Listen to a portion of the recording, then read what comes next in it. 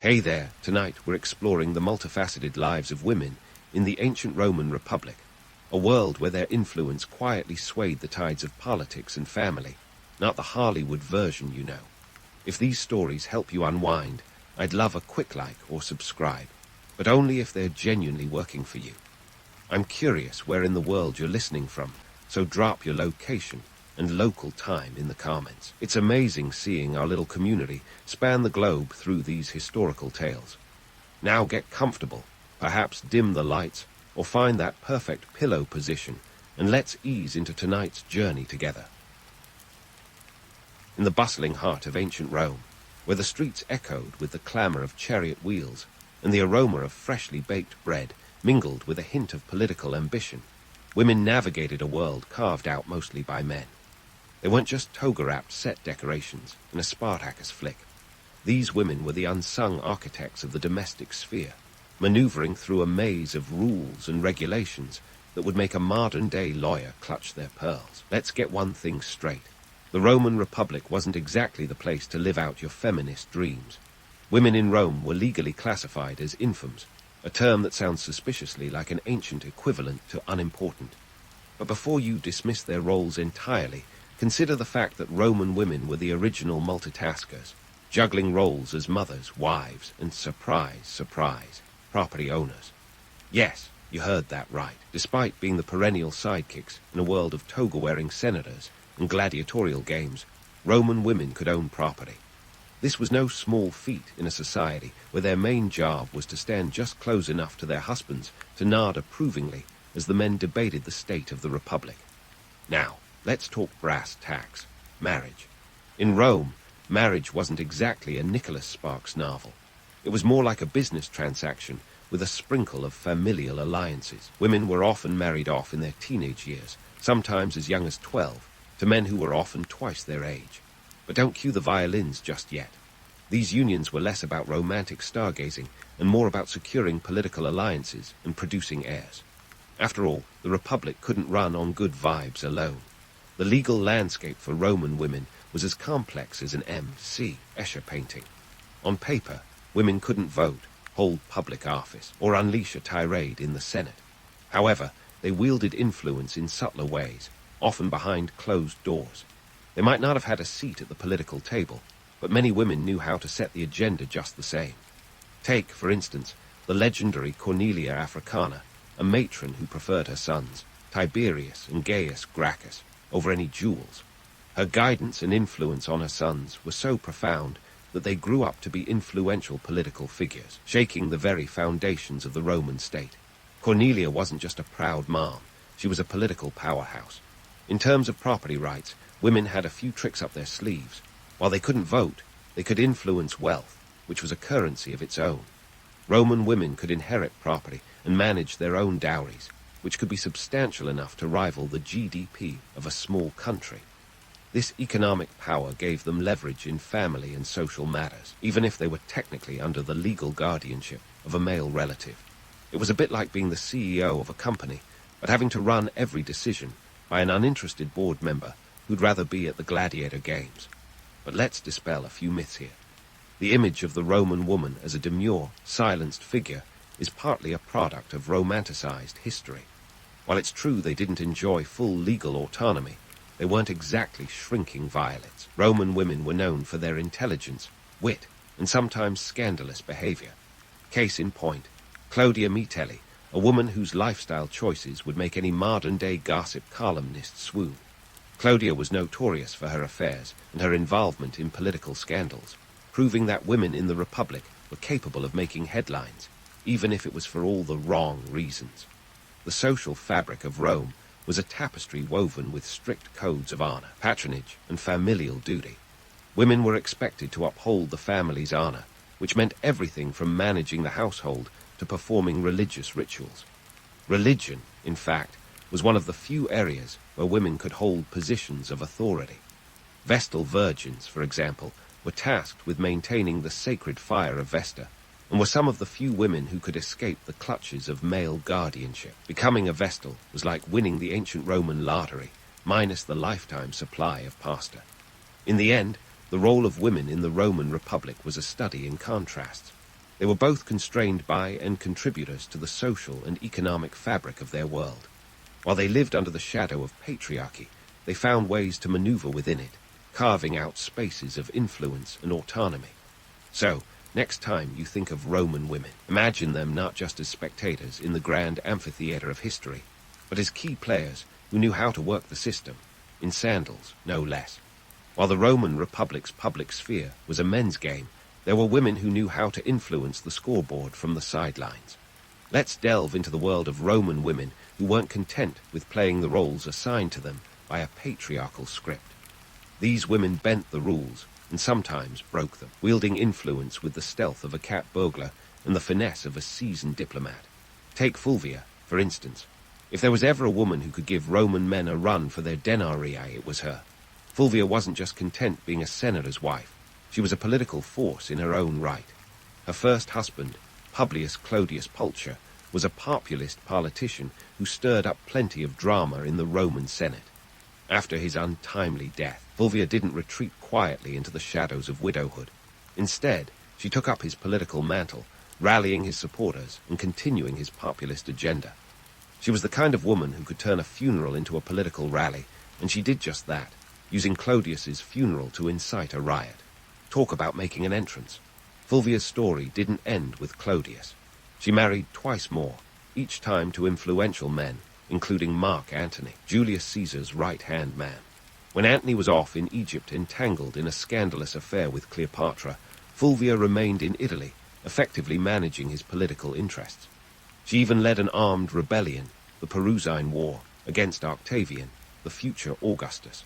Though the rebellion failed and Fulvia was exiled, her actions were a testament to her political acumen and determination to protect her family's power.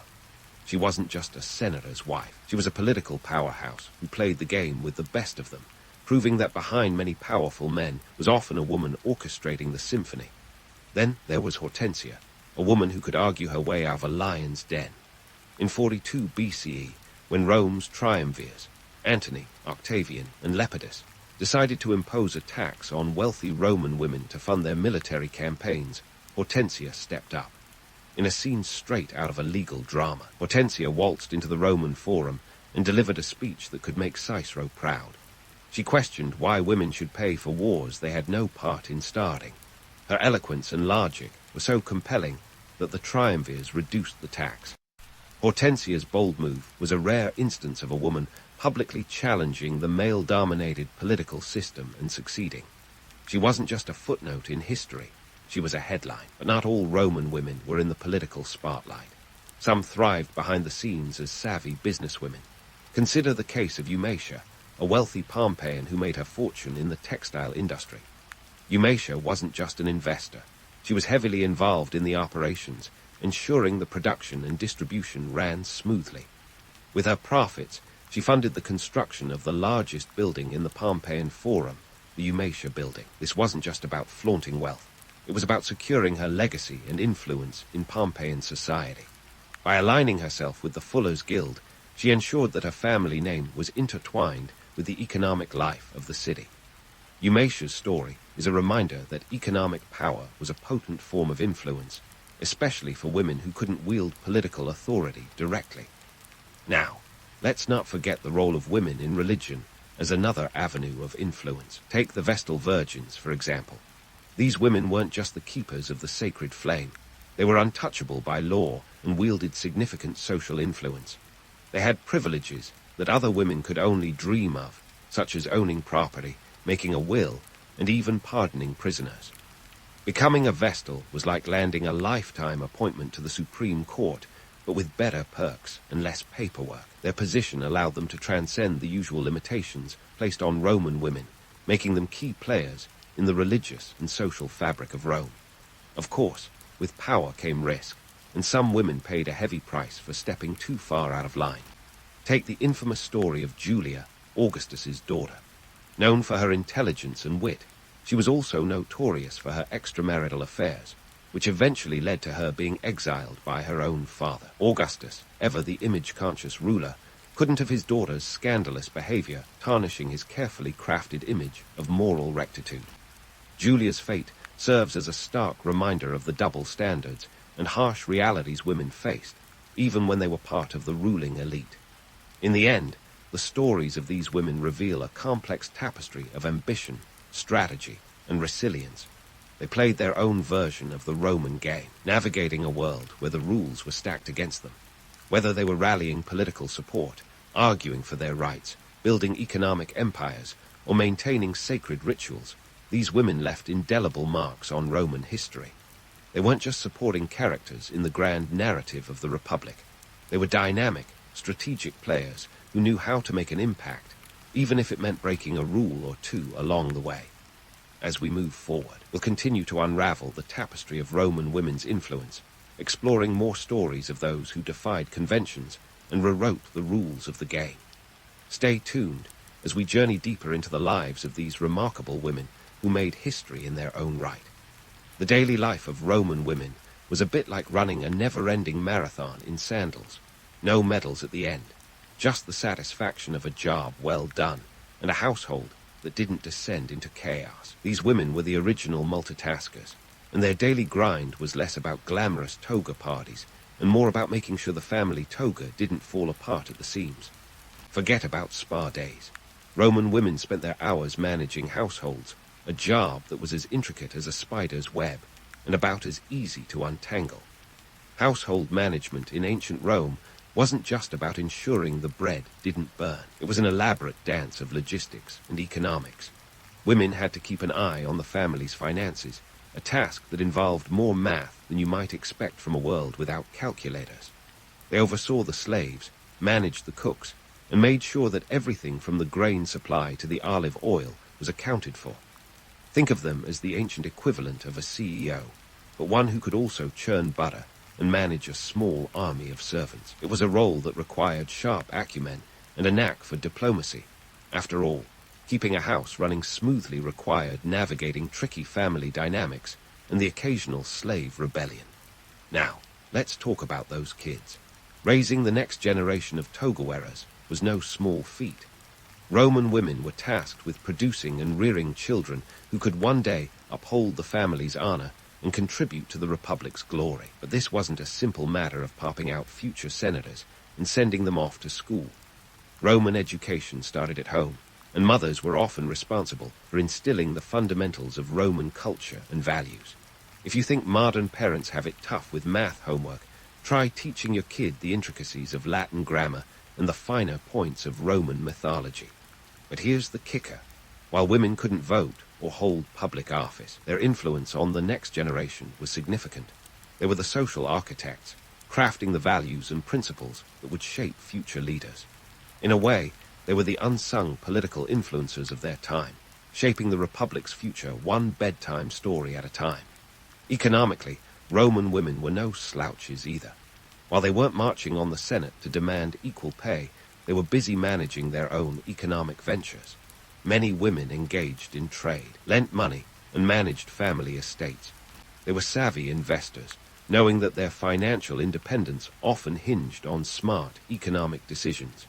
In fact, some women controlled wealth substantial enough to rival the financial empires of their male counterparts. It was a bit like being the CFO of a company where you couldn't sit on the board, but you could definitely influence the stock price. Let's take a moment to debunk the myth of the idle Roman matron lounging around eating grapes. The reality was more like an episode of Survivor, with women constantly strategizing to maintain their family's social standing and economic stability. The Roman economy was a complex beast, driven by agriculture, trade, and yes, the occasional war. Women played a crucial role in this economic machine, often behind the scenes, but always essential. Take the example of the Folonica, a Roman laundry business. Many of these establishments were run by women who understood the importance of clean togas in a society obsessed with appearances. These laundresses weren't just washing clothes. They were running businesses that kept the wheels of Roman society turning. They negotiated contracts, managed workers, and ensured that even the most stubborn wine stains were banished. It was entrepreneurship, Roman style, and it required a blend of business savvy and social acumen. Yet, for all their contributions, Roman women were still tethered by societal expectations and legal limitations. The law dictated their lives in ways that would make even the most rule-abiding citizen cringe. Women were often under the legal guardianship of a male relative, a system that could be as stifling as it was protective. Yet, Roman women were nothing if not resourceful. They knew how to work the system, bending rules and finding loopholes that allowed them to maintain a semblance of autonomy. For instance, the concept of sui iuris allowed certain women to become legally independent, free from the guardianship of a male relative. This wasn't a common status, but for those who achieved it, it was like winning the independence lottery. It meant they could manage their own affairs, sign contracts, and even engage in legal proceedings. It was a rare taste of autonomy in a world that often denied them such liberties. The political undercurrents that dictated women's roles were as complex as a Roman mosaic. While women were largely sidelined in the political arena, they were far from powerless. Many women wielded influence in the domestic sphere, using their roles as mothers and wives to shape the political landscape indirectly. They may not have been making speeches in the forum, but they were certainly having conversations at the dinner table that could sway political opinions and decisions. In essence, Roman women were the unsung heroes of the Republic, the backstage managers who kept the show running smoothly. They were the glue that held the family together, the economic strategists who ensured financial stability, and the educators who shaped the minds of future leaders. Their contributions were as indispensable as they were overlooked, a testament to their resilience and ingenuity in a world that often underestimated their capabilities.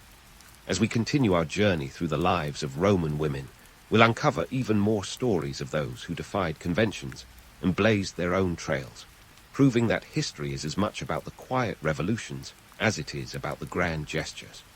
Stay tuned for more tales of these remarkable women who, despite the odds, made their mark on the Roman Republic. Turning the page from the bustling daily lives of Roman women, let's dive into the more divine aspects of their influence.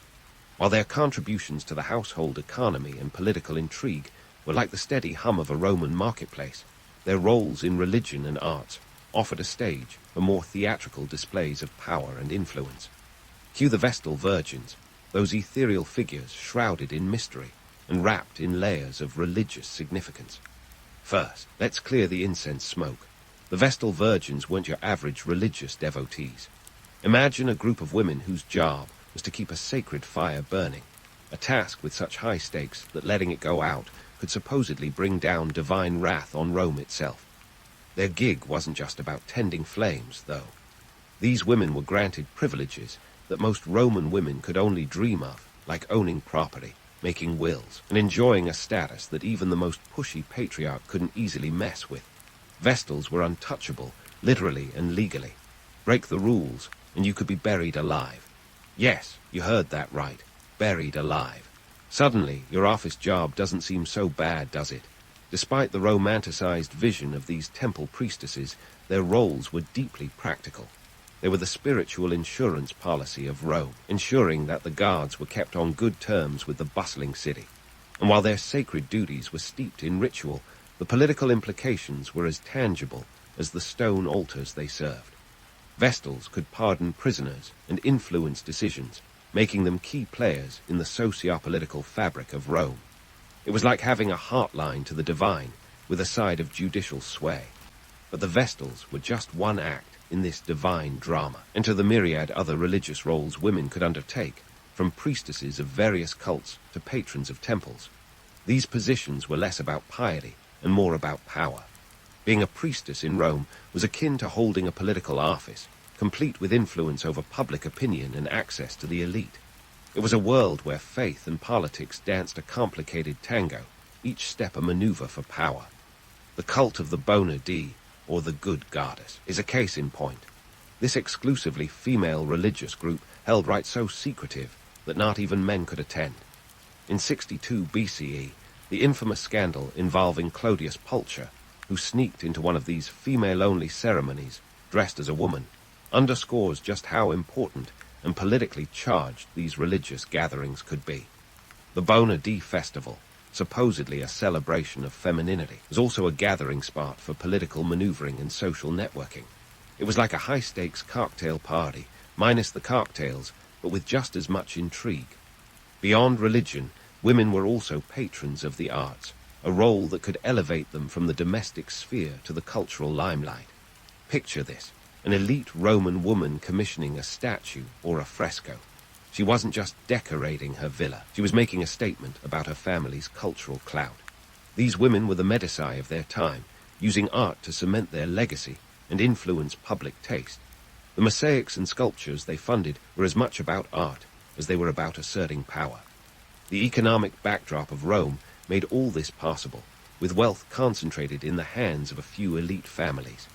Wealthy women had pocketbooks that could rival the treasuries of small provinces, allowing them to become patrons of artists, sculptors, and architects. They funded public works, temples, and theaters, ensuring that their names were etched in marble and memory. In a society where public recognition was the ultimate status symbol, these artistic endeavors were more than just aesthetic pursuits. They were strategic investments in social capital.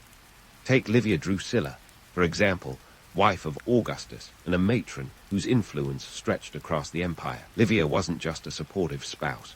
She was a patroness of numerous building projects and religious institutions. Her involvement in the arts wasn't just about beautification, but about shaping the cultural landscape of Rome itself. By aligning herself with artistic endeavors, she bolstered her family's image and secured her place in the annals of history. It was a savvy move in a society where image was everything. But let's not get too swept away by the romance of marble statues and sacred rituals. The practical realities of these roles were often as gritty as the streets of Rome. Women who stepped into the religious and cultural spotlight had to navigate a labyrinth of expectations and potential pitfalls.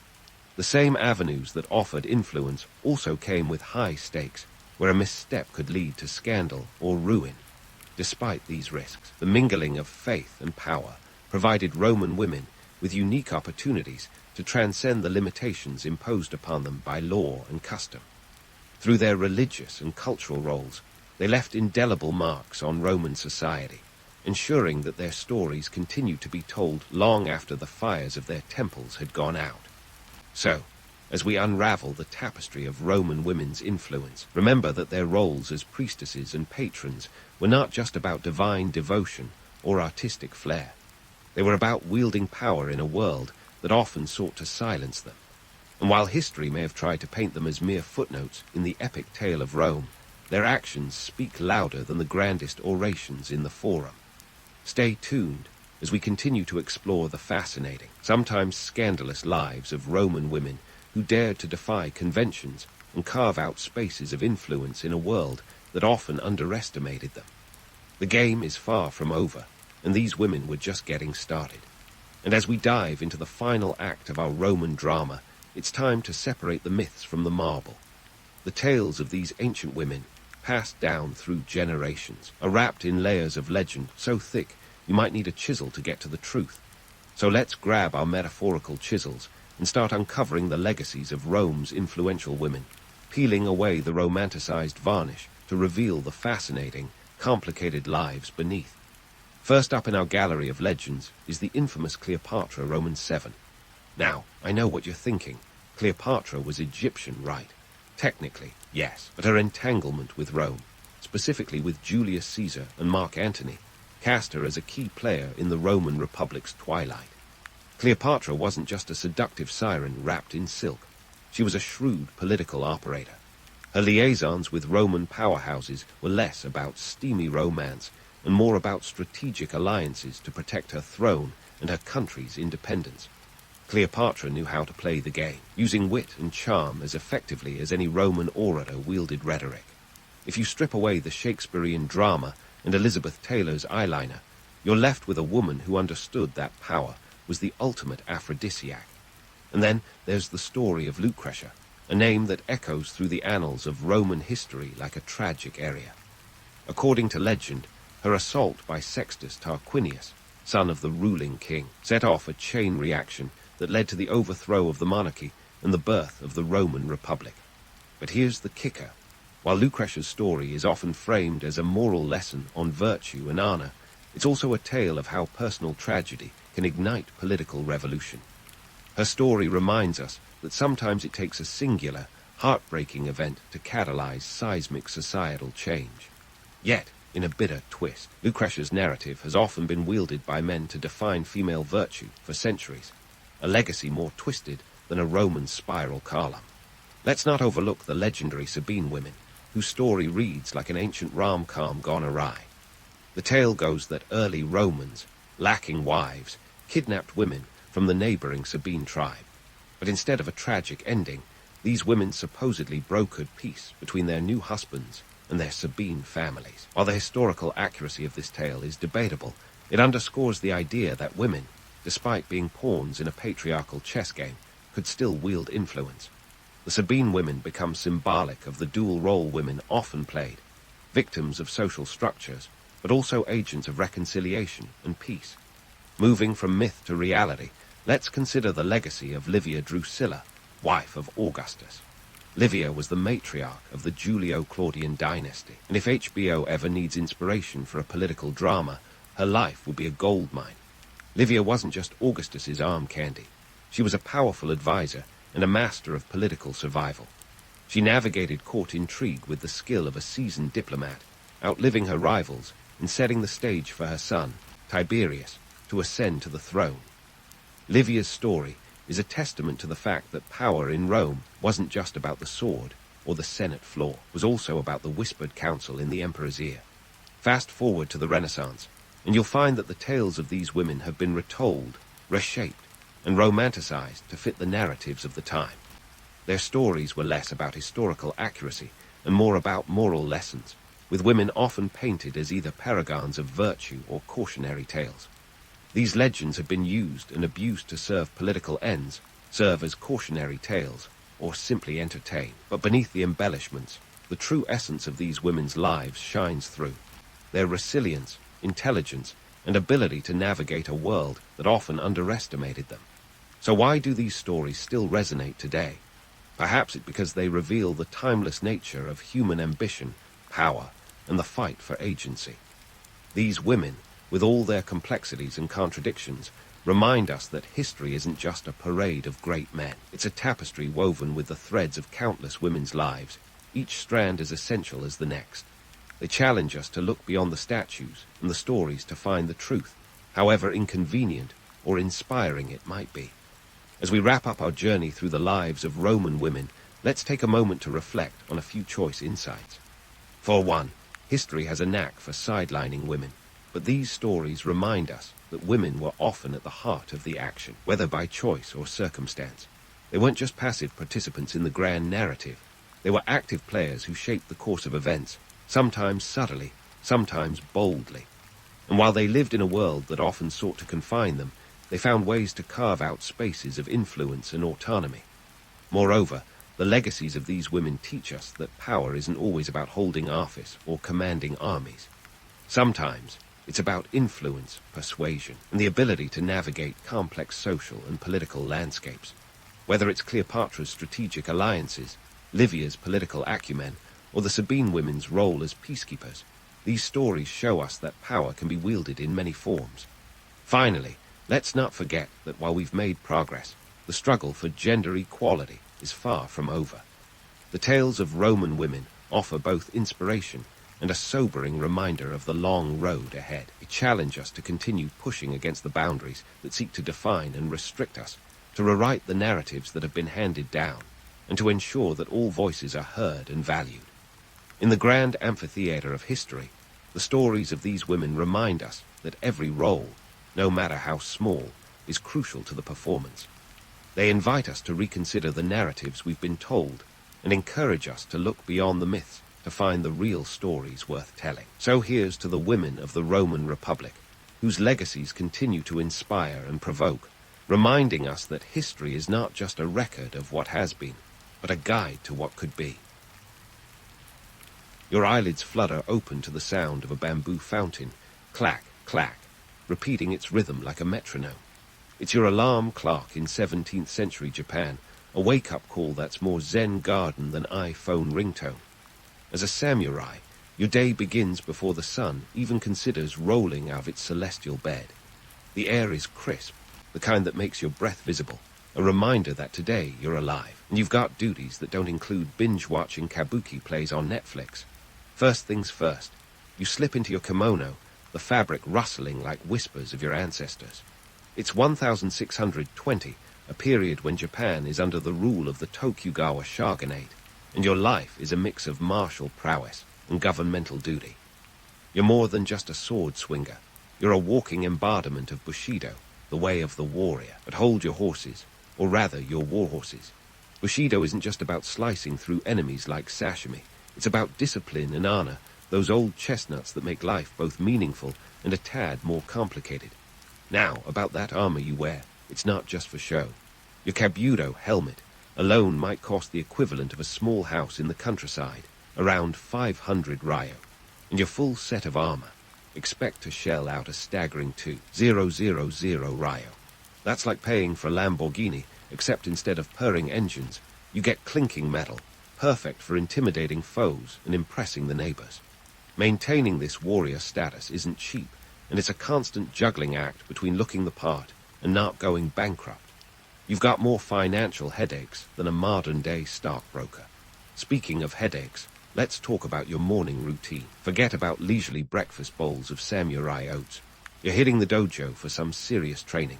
You start with kata, those carefully choreographed movements that look like a deadly ballet. It's not just about wielding the katana with finesse. It's about perfecting your form, focusing your mind, and not accidentally chopping off a limb. The goal is precision and discipline, the kind of restraint that makes you a master of both the battlefield and the boardroom. After you've worked up a sweat that could fill a sake bottle, it's time to clean up. Samurai hygiene is top-notch, with regular baths that make you smell less like a battlefield and more like a cherry blossom in bloom. Cleanliness is part of the code, a reflection of the purity and clarity you're supposed to embody. Then it's breakfast, usually something hearty like miso soup, rice, and pickled vegetables. You eat with a mindfulness that would make any modern-day wellness guru proud. As you sip your green tea, it's tempting to romanticize your life as a noble warrior, but here's the plot twist. You're also a bureaucrat. That's right. When you're not brandishing steel, you're managing land, collecting taxes, and ensuring the local peasants aren't revolting, or revolting against you, more importantly. You're basically an ancient version of a middle manager, balancing the books while keeping the peace. It's not exactly the romanticized image people have of samurai life, but hey, somebody's got to do it. Your role as a manager is crucial in maintaining the shogunate's grip on power. The Tokugawa era is all about stability, and that means you're a cog in a much larger machine. You enforce laws, mediate disputes, and make sure that the rice, the currency of the realm, keeps flowing. Think of yourself as a walking balance sheet with a deadly weapon. Sure, there's glory in battle, but there's also honor in making sure the trains run on time, metaphorically speaking, since trains are a couple of centuries away. As you wrap up your morning, consider the reality of your existence. The myth of the samurai as a constant warrior is as much fiction as a Hollywood blockbuster. You're a multitasker of the highest order, a blend of warrior, administrator, and sometimes diplomat. Your life is an intricate dance between honor and practicality, tradition and modernity. Well, 17th century modernity, anyway. This balancing act is as delicate as the cherry blossoms that occasionally distract you from your duties. It's not easy, but it's your life. And as the sun finally peaks over the horizon, you're ready to face whatever comes next. Remember, as you step out into the world, sword at your side, that your path is one of both steel and strategy. The morning rituals you perform are more than just routine. They're a preparation for the complex duality of your role. You're not just a samurai. You're a keeper of the peace, a guardian of order, and occasionally a collector of taxes. It's a day in the life that's as challenging as it is rewarding, filled with both the mundane and the magnificent. As you step out into the world, sword at your side, the day truly begins with a brisk walk to the dojo. Now, if you thought martial arts training was all about flashy swordplay and epic duels, prepare to have your mental image turned on its head like a teetering samurai topknot. This is less about slicing foes and more about slicing through your own limitations. The dojo is your crucible of discipline, where the heat of practice tempers your skills and hopefully not your patience. Once inside, you're greeted by the sharp scent of tatami mats and the low murmur of focused warriors. Training sessions here are less like the wild chaos of action movies and more akin to a well-rehearsed symphony. There's a rhythm to it all, each movement a note, each stance a chord. Your goal, perfect harmony between the mind, body, and that trusty katana. But hold up, let's talk about the katana for a minute. Sure, it's the poster child of samurai weaponry, but in reality, this razor-sharp piece of art was more of a status symbol than an everyday tool. Picture it as the Rolex of the samurai world. You wouldn't use a luxury watch to hammer nails, and similarly, you wouldn't wield your katana to swat at every pesky fly. In truth, the katana was often reserved for ceremonial purposes or high-stakes duels. You got a weapon for most engagements. That would be the trusty spear or yumi, the longbow. Both were far more practical in the chaotic mess of battlefield confrontations. But oh, the allure of the katana. Its elegant curve, the whisper of its blade slicing through the air. It's the stuff of legends, even if its real-life role was more decorative than deadly on a day-to-day basis. Back in the dojo, your training combines rigorous physical exercises with mental fortitude. It's not just about mastering the art of combat. It's a full-body commitment to the way of Bushido. You'll spend hours perfecting your kata, those precise movements that blend grace with lethal efficiency. Imagine Tai Chi with a deadly twist. And let's not forget sparring, where you'll test your mettle against fellow samurai, each encounter a test of skill and a lesson in humility. Because if there's anything that can keep a warrior grounded, it's a solid thwack reminding them they're not invincible. As intense as the training is, it's just one facet of the complex life of a samurai. Beyond the dojo, the political landscape of Edo Japan awaits, a veritable labyrinth of alliances, power plays, and the ever-present threat of betrayal. The Tokugawa shogunate has established a period of peace, Pax Tokugawa if you will, but peace is a double-edged sword, and not everyone is thrilled about the status quo. As a samurai, you're expected to navigate this intricate web with the finesse of a diplomat and the caution of a chess master. Loyalty is the currency of the realm, and it's a volatile one at that. Your allegiance isn't just to your immediate lord, but layered across a hierarchy that would make a corporate org chart look like child's play. This is a time when a misplaced word could end in seppuku, ritual suicide, a grim reminder that honor and duty are not just abstract ideals, but life and death matters. It's no wonder the samurai class is as much about strategy and negotiation as it is about swinging swords. The shogunate has implemented a policy known as sankinkarai, or alternate attendance. Every other year, you and your fellow daimyo are required to spend time in Edo, present-day Tokyo, leaving your families behind as hostages to ensure loyalty. It's a clever move by the shogunate to keep potential rebellion in check, but it also means you're constantly on the move, balancing between your duties at home and the political theater of Edo.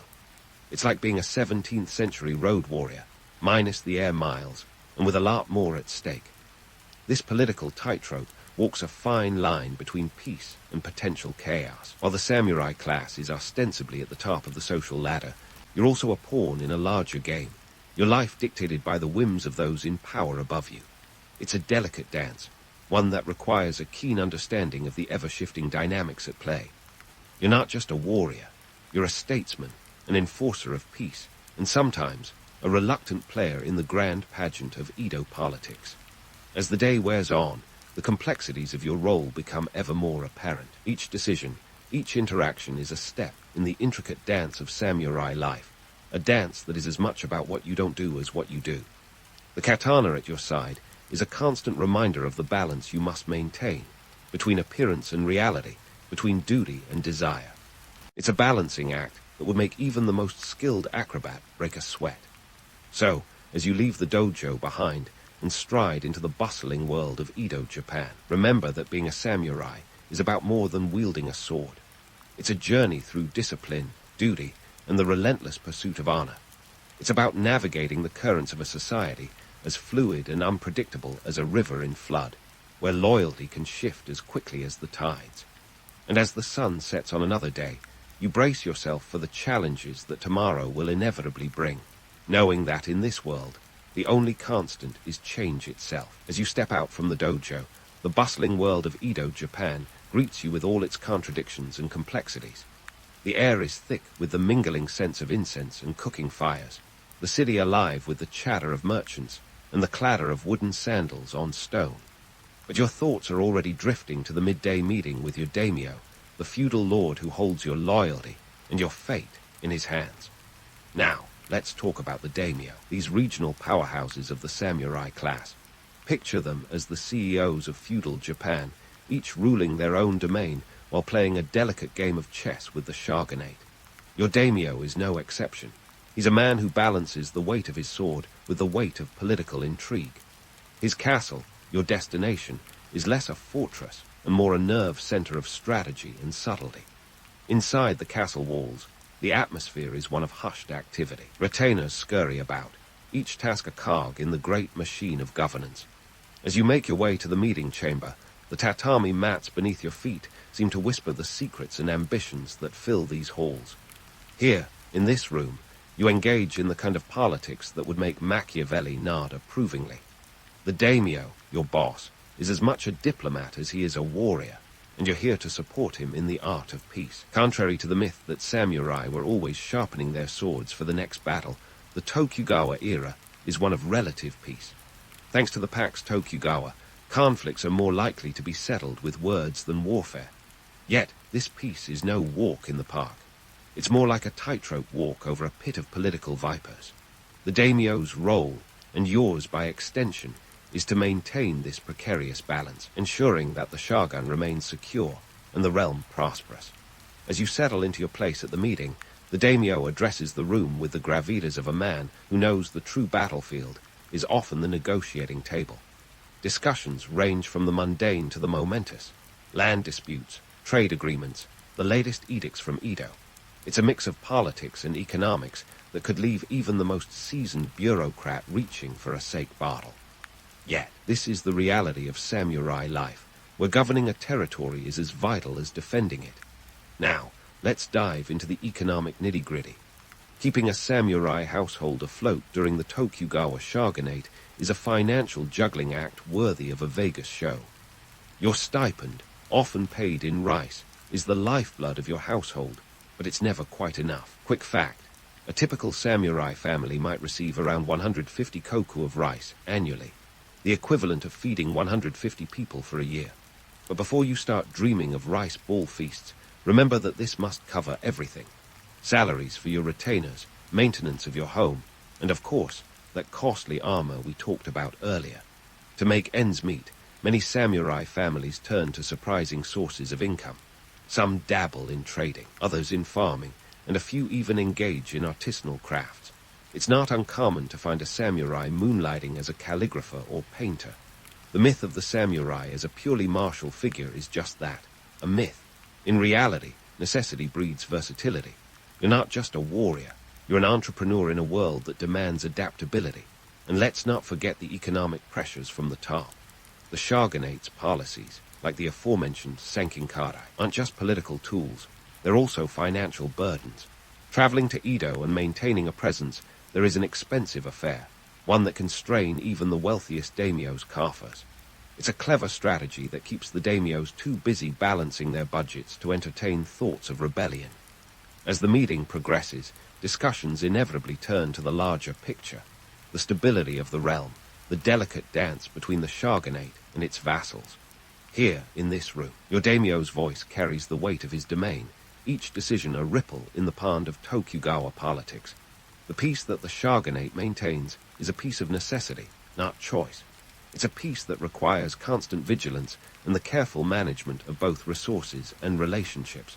And relationships, oh boy, are they intricate.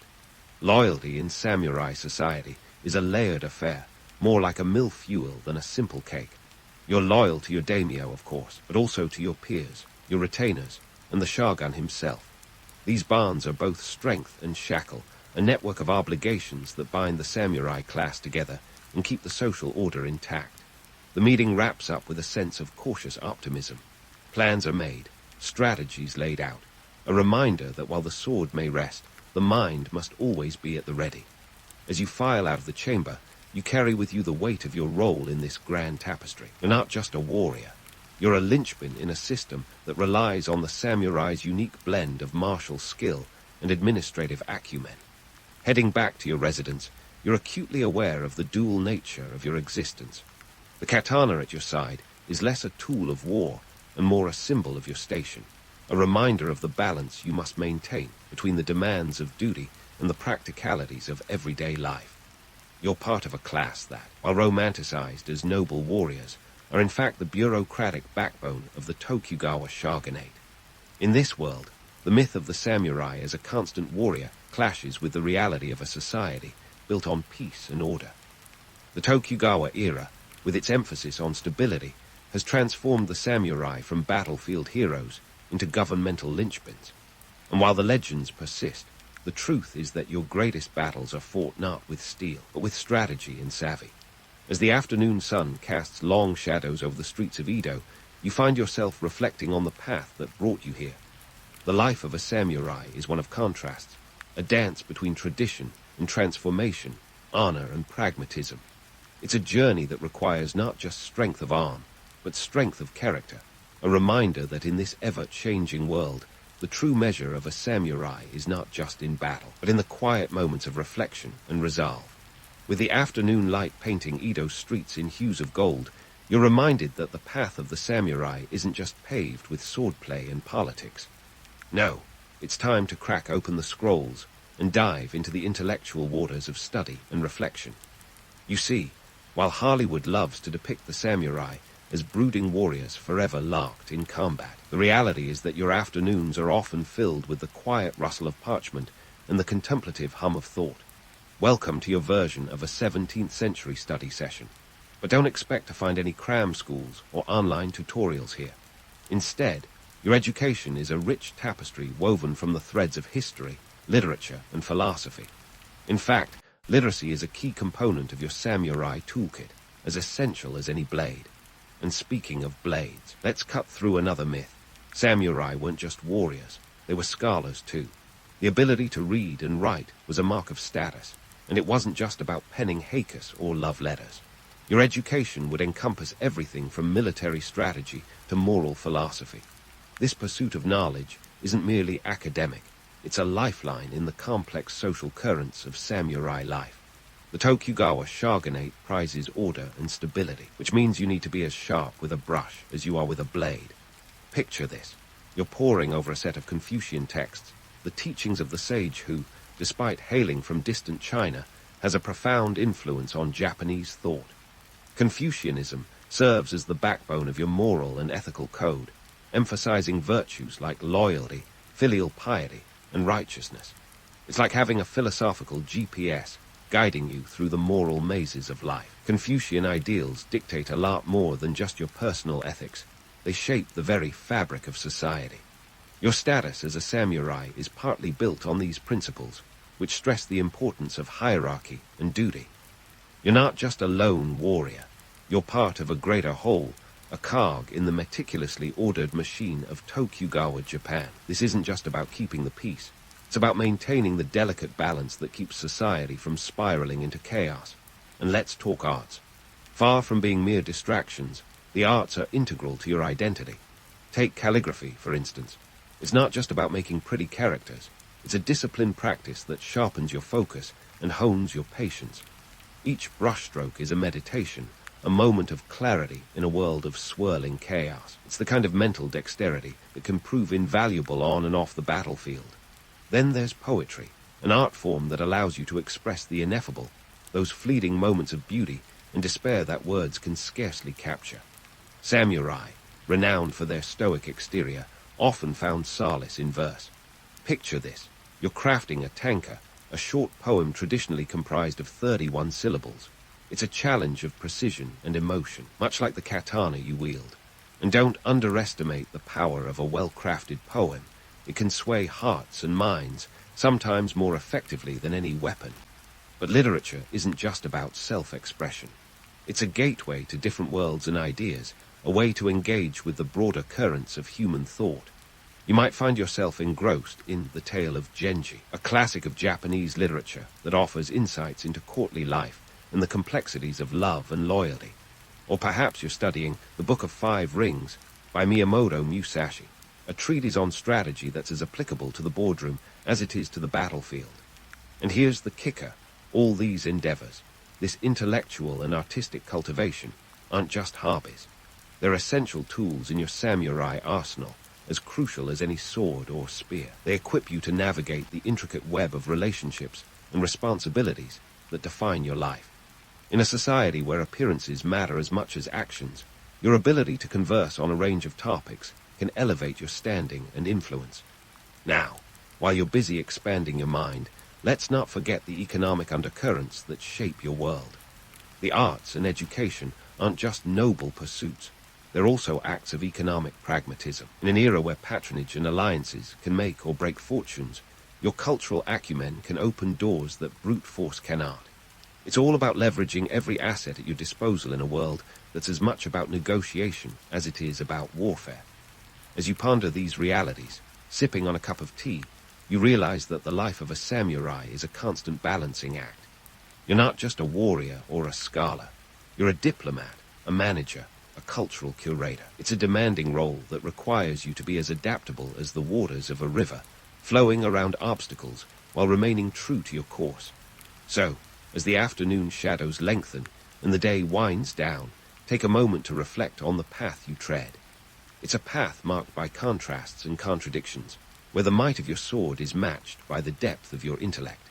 And while the myths may paint a picture of eternal conflict, the true battle is often within, the struggle to live honorably and wisely in a world that's anything but simple.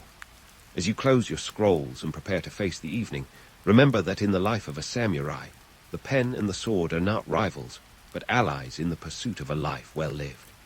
As the afternoon shadows lengthen and the day winds down, you find yourself in the communal dining hall, a space that's as much about social maneuvering as it is about nutrition. The samurai dinner isn't just a meal.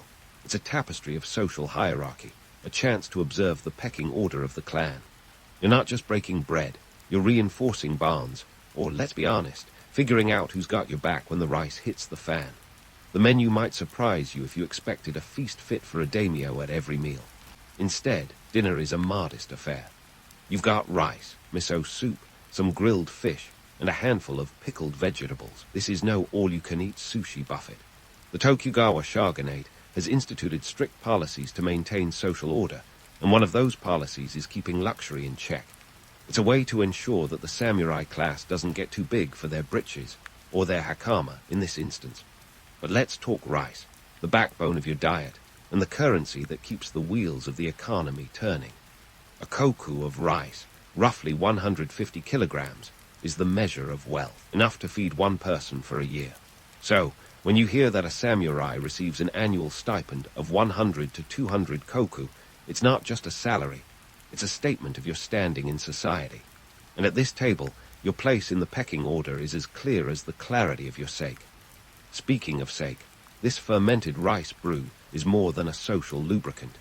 It's a ritual in itself, poured with both hands as a sign of respect, a nod to the intricate web of manners that defines samurai life.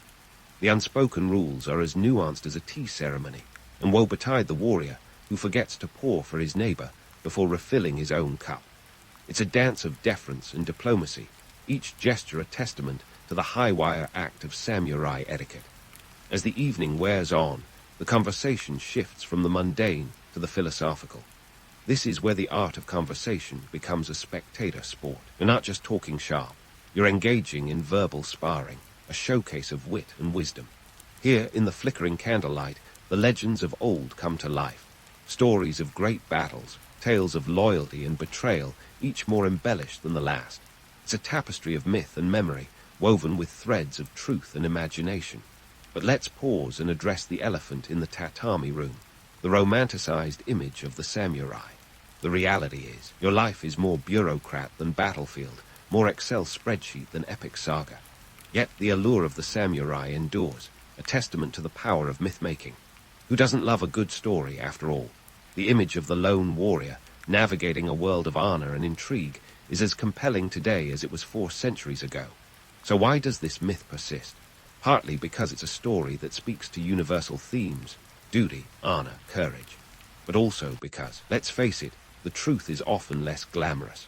The real samurai faced economic pressures, political machinations, and a society that was as confining as it was structured. The Bushido Code, while noble, was often more ideal than reality, a guiding star rather than a daily compass. And yet, the legacy of the samurai is woven into the very fabric of modern Japan. The discipline, the emphasis on honor, the intricate social etiquette, these are echoes of a past that continue to resonate. In today's Japan, you'll find the influence of samurai culture in everything from business practices to martial arts, a reminder that the past is never truly past. As the evening winds down and the candles burn low, you're left to ponder the dual nature of your existence. You're not just a relic of a bygone era. You're part of a living history, a bridge between legend and reality. Samurai may be a symbol of a romanticized past, but they're also a reminder of the complexities of human nature, the tension between who we are and who we aspire to be. So as you rise from the table, your mind buzzing with the stories and lessons of the day, consider this.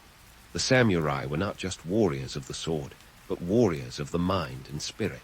In a world that often demanded more than mere martial prowess, they navigated a labyrinth of duty and desire, honor and pragmatism. It's a legacy that challenges us to look beyond the myth and embrace the multifaceted reality of the human experience. And as you step into the night, the moon casting its silver light across the courtyard, remember that the path of the samurai is not just a journey through history, but a journey through the human condition itself. It's a path marked by both triumph and tragedy, a reminder that the stories we tell shape not only our understanding of the past, but our vision for the future. High in the Andes, where the air is so thin it feels like nature's version of a detox retreat, the Inca Empire thrived on a whimsically pragmatic mix of stargazing and agriculture. You see, while most of us are content to check our phones for the weather, the Incas relied on a more celestial form of forecasting. We're talking about a civilization that didn't just look up at the night sky. They read it like a cosmic instruction manual. And with the Andes as their observatory, they had a front row seat to the heavens, albeit one that required a serious hike. Now, let's set the scene. The Andes, a mountain range that doesn't do anything by halves, stretches over 300 miles along the western edge of South America.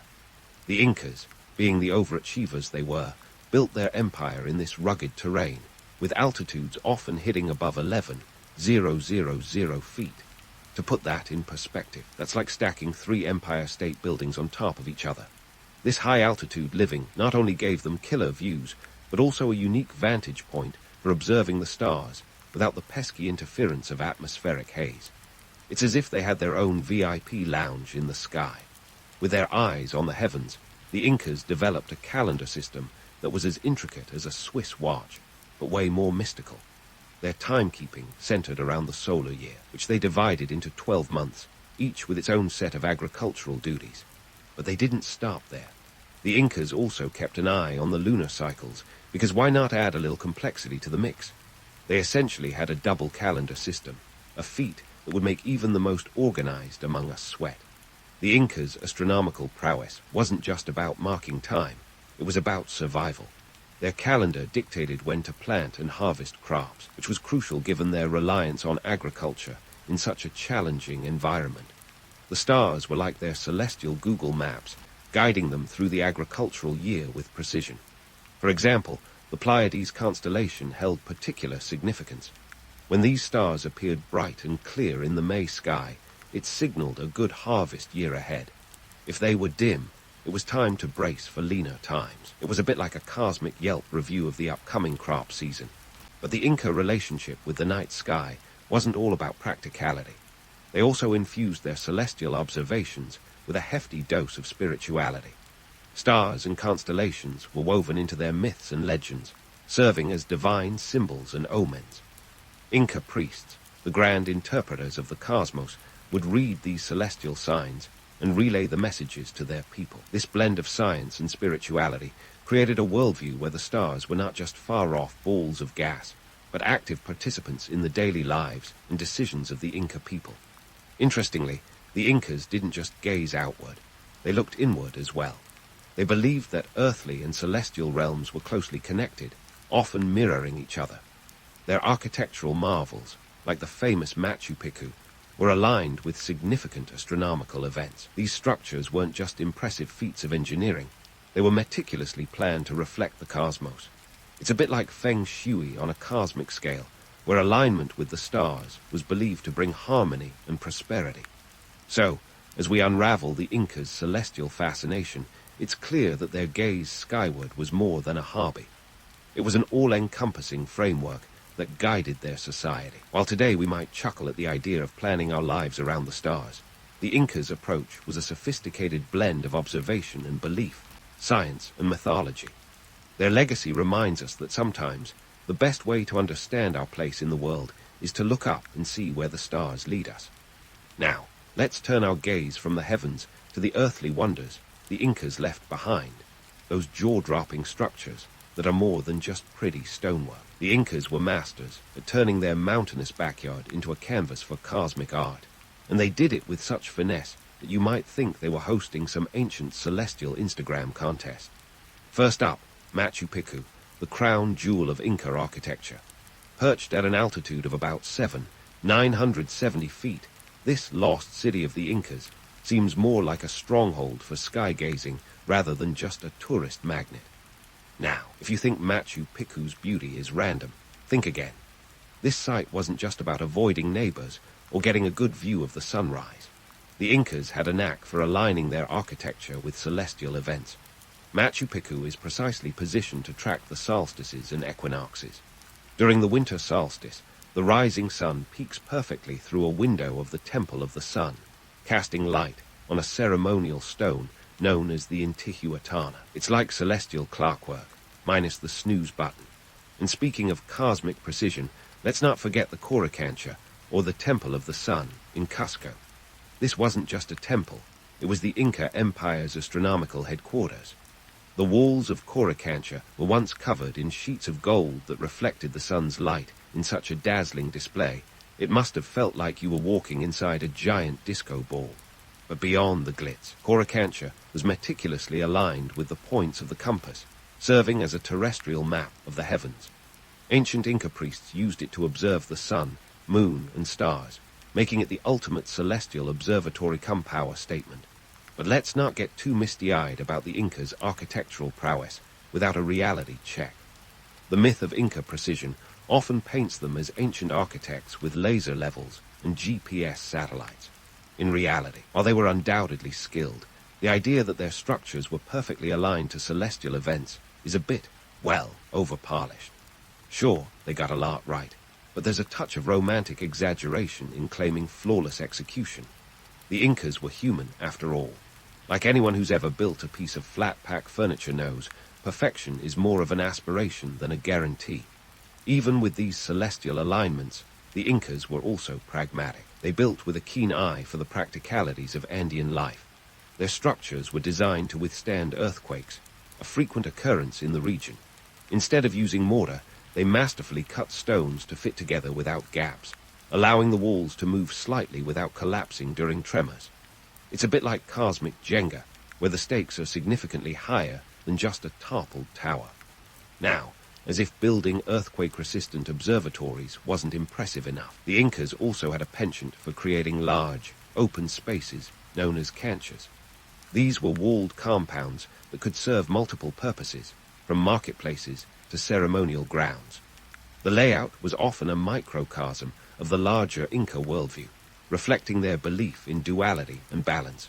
It's like they had a feng shui consultant on speed dial, ensuring that every stone and pathway was in cosmic harmony. But let's not kid ourselves. While these architectural feats are awe-inspiring, they also served a political agenda. These structures reinforced the power and reach of the Inca elite. Imagine the impact of approaching Machu Picchu for the first time as an outsider.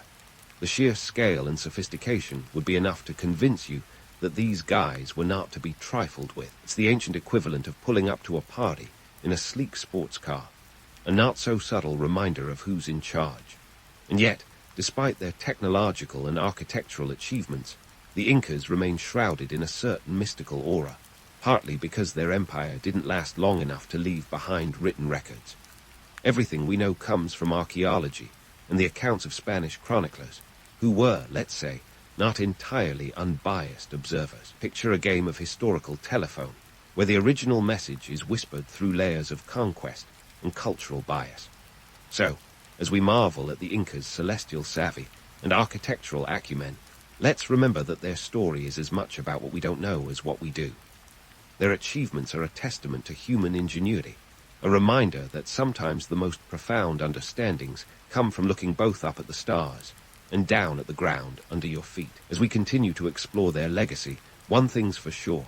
The Incas were masters of the cosmic cocktail party, where every structure was a conversation piece, and every alignment an expertly timed toast to the sky. And speaking of cosmic cocktail parties, let's talk about the Incas' astronomical toolkit, or their impressive lack thereof. Forget about fancy telescopes or high-tech gadgets. These folks were the original naked-eye astronomers, doing stargazing the old-fashioned way. Imagine trying to map the universe with nothing but your own 2 eyes and a dash of celestial intuition. It's like trying to navigate a city without GPS, relying solely on your sense of direction and a bit of luck. Now, before you dismiss their methods as primitive, let's take a closer look.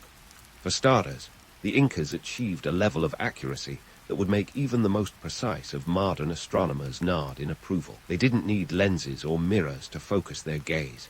Instead, they used the natural landscape as their observatory. Think of the Andes as their cosmic viewing platform, offering a clear, unobstructed view of the night sky. No light pollution, no atmospheric noise, just a direct line to the stars. One of their most notable astronomical feats was their ability to track the movement of the Milky Way. This wasn't just for show. It played a crucial role in their navigation and timekeeping. The Incas referred to the Milky Way as the Celestial River, mirroring the rivers that flowed through their empire.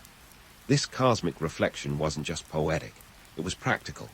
During certain times of the year, the Milky Way's position would align with key points in their calendar, guiding agricultural and ceremonial activities. It was like having a cosmic calendar app that didn't need constant updates. But let's not get too starry-eyed here. While the romantic image of Inca astronomers gazing up at the stars is appealing, the reality was a bit more gritty. Observing the heavens without telescopes required a level of patience and precision that would test even the most dedicated stargazer. Imagine standing in the cold, thin air of the Andes, night after night, trying to discern patterns and movements in the sky. It was a labor of love and necessity. And speaking of necessity, let's delve into how these celestial observations translated into practical applications. The Incas used their knowledge of the stars to develop an agricultural calendar that was as reliable as it was mystical. By observing the rising and setting of constellations, they could predict the changing seasons and plan their farming activities accordingly. This was essential for a society that depended heavily on agriculture, especially in the challenging Andean environment. Take, for example, the constellation of the Southern Cross. This prominent feature of the southern hemisphere's sky was used by the Incas as a celestial compass. Its position in the sky helped them determine the direction of the cardinal points, aiding in navigation and orientation. It was like having a built-in compass app, minus the battery drain. The Incas also had their own interpretations of celestial phenomena, often blending observation with mythology. They saw dark patches in the Milky Way as shapes of animals, such as the llama and the condor, which held significant cultural and spiritual meanings.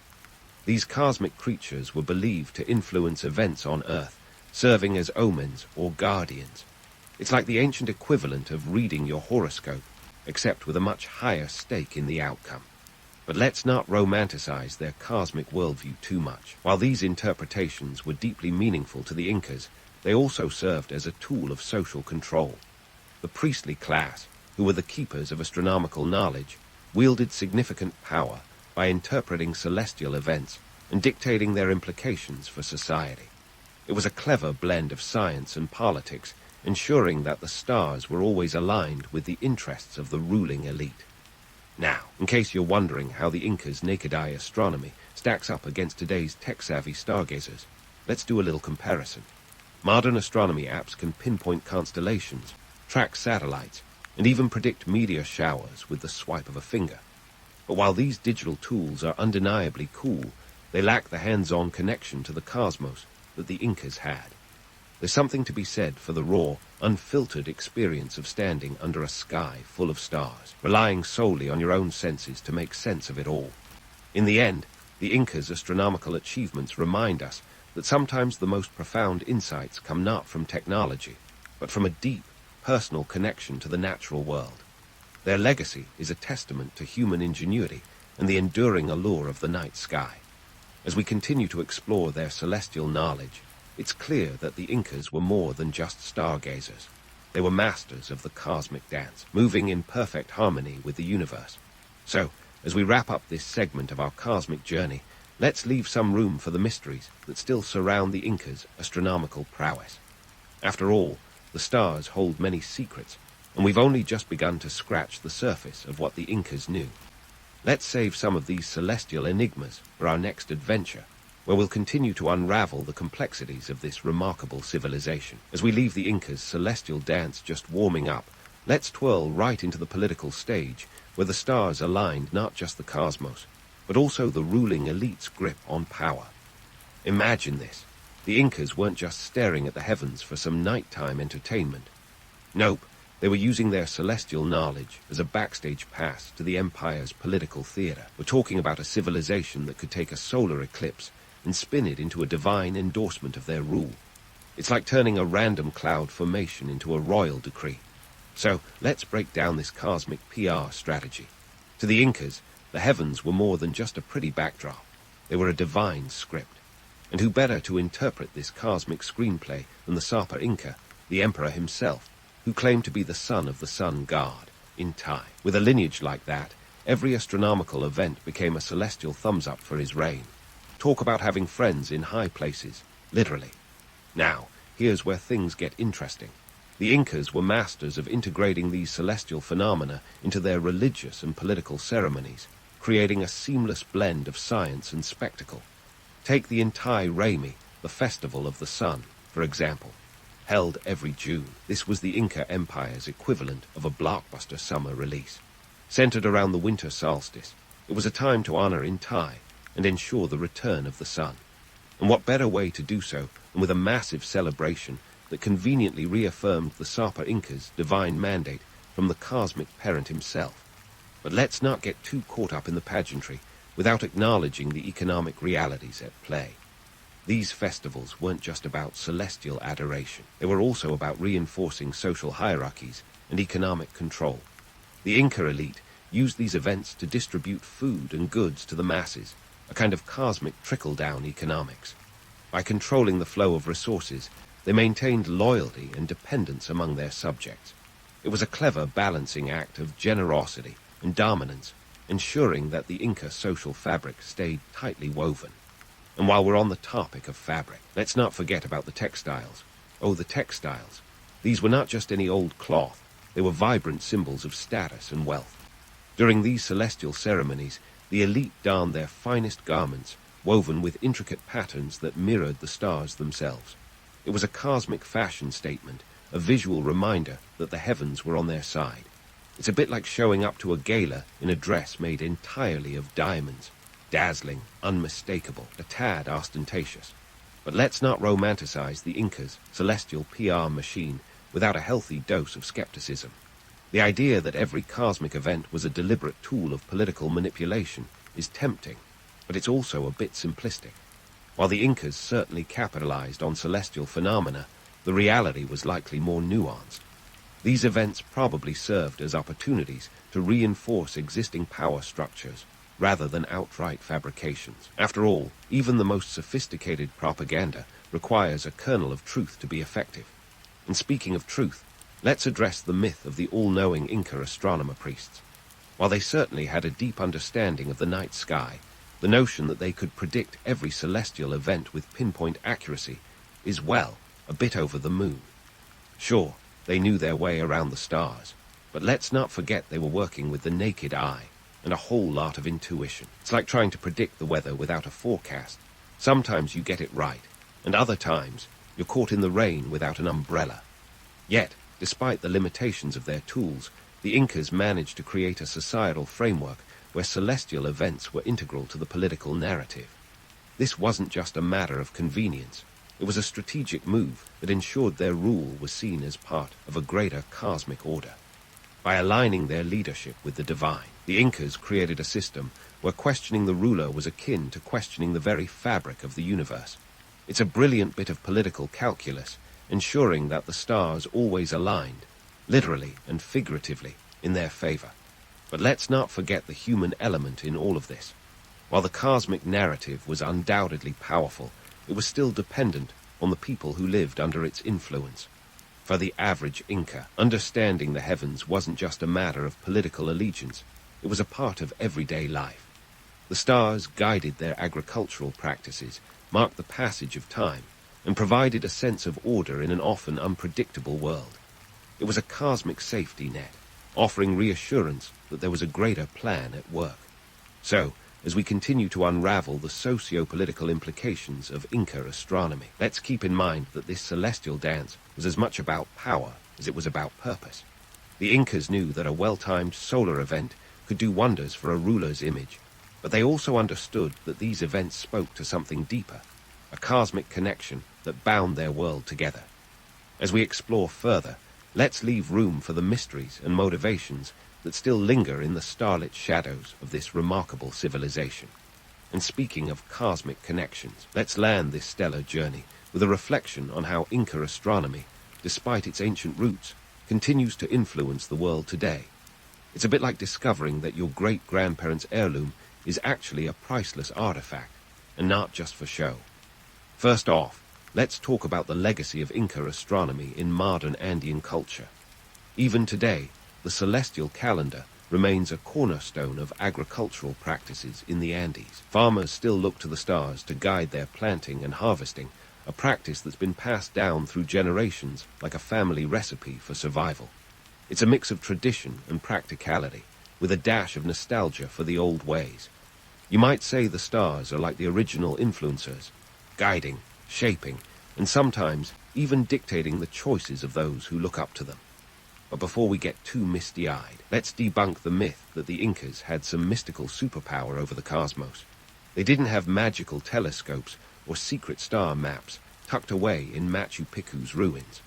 What they did have was an uncanny ability to observe and interpret natural phenomena, a skill that modern science often overlooks in its quest for technological grandeur. Their observations were more akin to a lifelong habit than a mystical ritual, a bit like that friend who can predict rain just by sniffing the air. And while contemporary astronomers might not consult the Pleiades before plotting their next cosmic discovery, the Inca methods have found a curious resonance in today's scientific community. Their understanding of the Milky Way as a celestial river aligns with recent research that explores the complex web of gravitational forces and cosmic currents within our galaxy. It's like the Incas were drawing a map of the universe centuries before we even thought to look. Now, let's pivot to the economic implications of this celestial wisdom.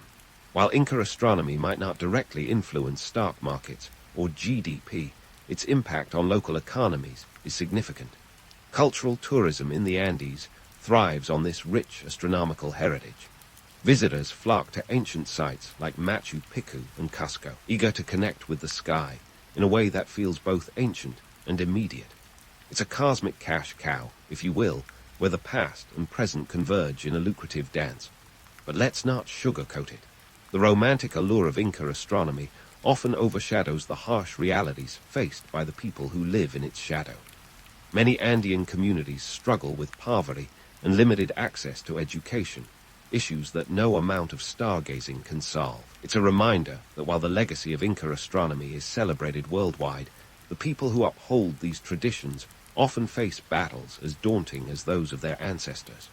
Yet, despite these challenges, the enduring spirit of Inca astronomy offers a glimmer of hope. It's a testament to human resilience, the idea that knowledge can be passed down through generations, adapting and evolving while retaining its core essence. It's like a celestial game of telephone, where the message may change slightly, but the heart of it remains intact. And let's not forget the political landscape, where the Incas' cosmic claims of divine rights still echo in modern debates about indigenous rights and cultural heritage.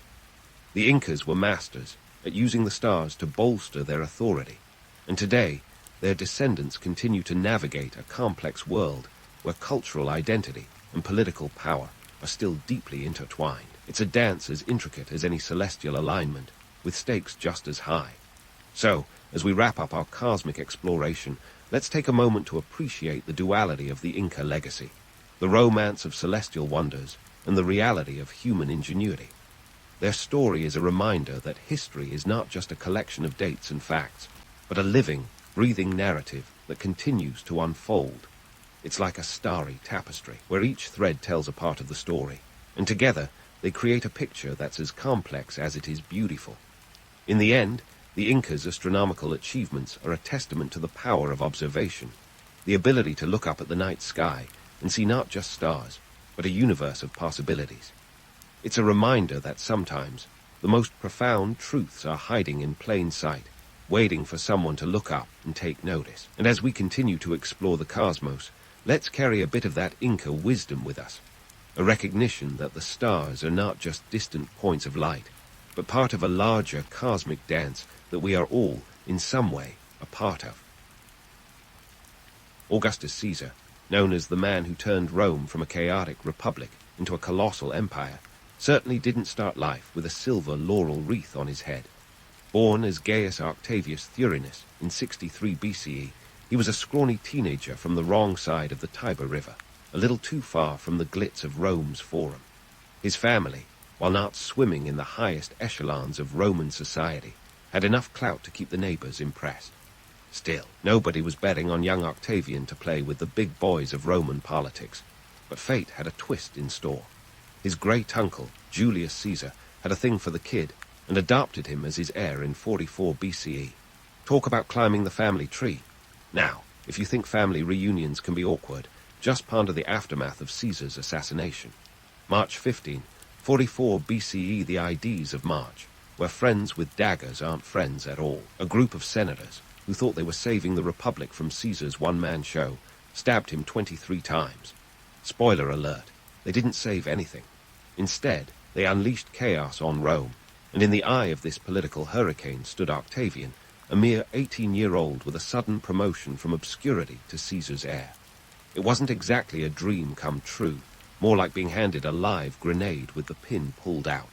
Instead of panicking, Octavian, soon to be Augustus, played his cards like a seasoned poker champion. He realized that jumping into the Roman political arena was like wrestling lions, thrilling but deadly. So, he made a move that would have made Machiavelli himself proud. He formed the second triumvirate with Mark Antony and Lepidus in 43 BCE. Think of it as a power-sharing agreement with a lot of backstabbing potential. Antony was the charming military hero, Lepidus was the forgettable third wheel, and Octavian was the dark horse with a killer instinct. This dynamic trio wasted no time in hunting down Caesar's assassins. The Battle of Philippi in 42 BCE was their main event, where Octavian and Antony squared off against Brutus and Cassius, the leaders of the conspiracy. It was a two-part drama, with the first act ending in a stalemate, and the second in a bloody curtain call for Brutus and Cassius. Octavian, who wasn't exactly a natural on the battlefield, conveniently fell ill during the first battle, leaving Antony to do the heavy lifting. But when the dust settled, Octavian was right there to pick up the pieces and the credit. Well played, Augustus, well played. Yet the real game was just beginning. The alliance with Antony and Lepidus was as unstable as a Roman chariot on a rocky road. Octavian knew that to secure his power, he needed more than military success. He needed strategic marriages.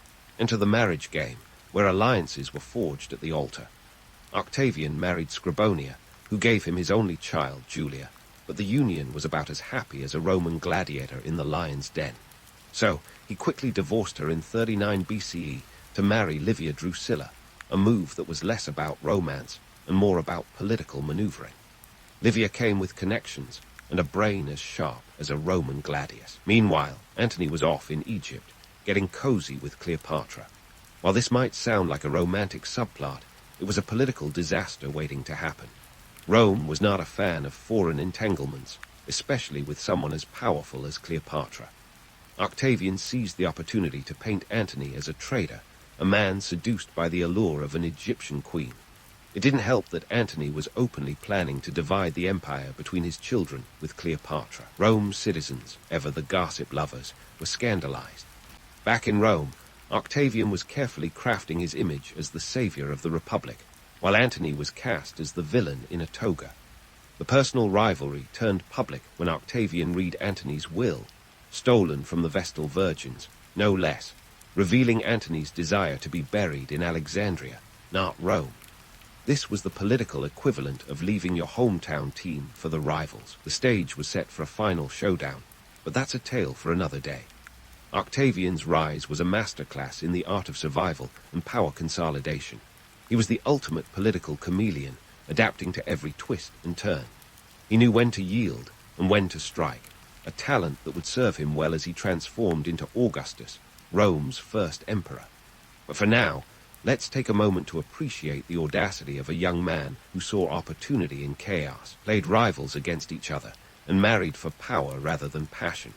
Augustus was a man who understood that in the Game of Thrones, you win or you die, or in his case, you become the most powerful man in the known world. With the political chessboard set and the pieces in motion, Octavian was gearing up for the ultimate showdown with Mark Antony and Cleopatra. The year was 31 BCE, and all roads led to Actium, a small coastal town in Greece that would become ground zero for one of history's most consequential naval battles. The stakes: control of the Roman world and bragging rights for the next eternity, or at least until the next big toga party. Now, let's talk about that Battle of Actium. It wasn't just a clash of titans. It was a PR bonanza that Augustus, with all the finesse of a spin doctor, would later use to cement his legacy. On September 2, 31 BCE, Octavian's fleet, commanded by his right-hand man Agrippa, faced off against Antony and Cleopatra's forces. Picture this: 400 ships in a swirling dance of destruction, with each side trying to outmaneuver the other like a deadly game of battleship. Antony's ships were larger and more robust, but Agrippa's were faster and more maneuverable. Cue dramatic music. In a twist worthy of a Netflix drama, Cleopatra, sensing defeat, made a strategic retreat with her fleet, and Antony, love-struck or just plain desperate, followed her, leaving his forces in disarray. It was a tactical blunder of epic proportions, and Octavian seized the moment. The battle was won not just on the seas, but in the realm of public opinion. Octavian painted Antony as the traitorous lover, seduced away from his Roman duties by the exotic charms of an Egyptian queen. Roman values: 1. Foreign entanglements: 0. With Actium behind him, Octavian rolled into Alexandria in 30 BCE, and Antony and Cleopatra's days were numbered. Cleopatra, ever the drama queen, famously committed suicide by snake bite, though some historians suggest it may not have been as glamorous as a cobra cuddle. Antony followed suit in a less theatrical fashion, and thus the curtain fell on one of history's most famous love stories. Octavian, ever the opportunist, was quick to capitalize on the narrative, branding himself as the savior of Rome, the man who restored order by ridding the empire of the foreign menace. With his rivals out of the picture, Octavian returned to Rome and began a transformation of his own. He adopted the title Augustus in 27 BCE, a name that meant the revered one. Subtle, right? But don't call him a king. He was just the first citizen of Rome, leading the charge in a new era. This was no ordinary power grab. It was an ingenious rebranding campaign. Augustus was the master of optics, and he knew that absolute power required more than just military might. It needed an image overhaul. Enter the Pax Romana, a period of relative peace and stability that stretched over 2 centuries. Augustus marketed it as his gift to the Roman people, a time when the empire flourished under his benevolent guidance. But remember, his peace came at a cost, an iron grip on power and the suppression of dissent. Augustus was the puppet master, pulling strings behind the scenes while maintaining an illusion of republican virtue. The Senate still existed, but let's be real, they were more like a ceremonial rubber stamp than a governing body. One of Augustus' most enduring legacies was his use of architecture to cement his image as Rome's savior. The Ara Pacis, or Altar of Peace, was perhaps his crowning glory. Commissioned in 13 BCE and completed in 9 BCE, this marble monument was a visual feast, celebrating Augustus' achievements and the prosperity of his reign. It was propaganda in stone, a masterpiece that glorified the emperor's divine favor and the peace he claimed to have brought to Rome. The message was clear. Augustus was not just a ruler, but a divine figure chosen to usher in a golden age. And yet, for all his power, Augustus was careful to avoid the trappings of monarchy. He wore the cloak of humility, presenting himself as a servant of Rome, not its overlord. He understood that the Roman populace had a deep-seated aversion to kings, thanks to their early history with tyrants. So, Augustus crafted a new narrative, one that painted him as the restorer of the Republic, even as he consolidated power behind closed doors. It was a delicate dance, and Augustus was a master choreographer. So here we are, with Augustus firmly in control, the architect of a new Rome. He had transformed from a scrappy teenager into the most powerful man in the known world, a journey marked by cunning, charisma, and a keen understanding of human nature. Augustus knew that history is written by the victors, and he was determined to write his own legacy, a legacy that would echo through the ages, as much for its grandeur as for the shrewdness that underpinned it all. Stay tuned, because the saga of Augustus doesn't end here.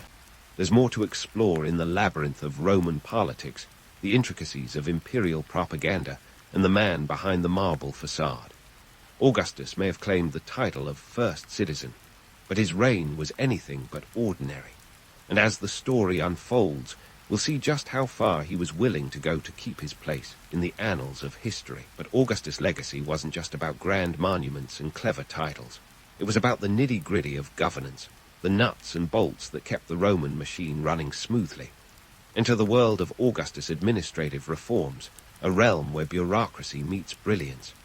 You see, Augustus knew that to rule an empire, you couldn't just rely on charisma and military might. You needed a system. So, he set about constructing an imperial bureaucracy that would make even the most seasoned paper pusher blush.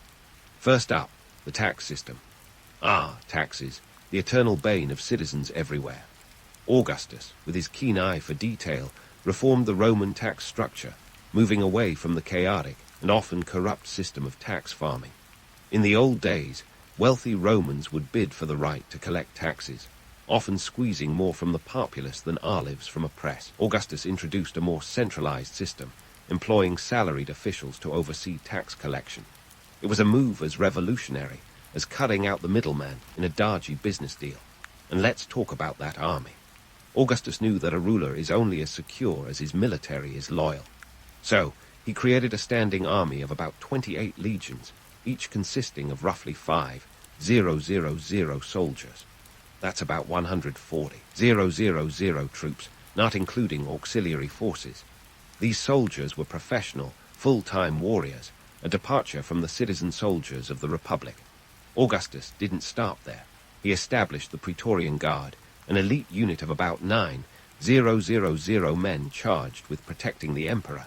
Think of them as the Roman secret service, but with more swords and less earpieces. But Augustus was no fool. He knew the Senate needed to feel important, even if their power was as substantial as a toga in a storm.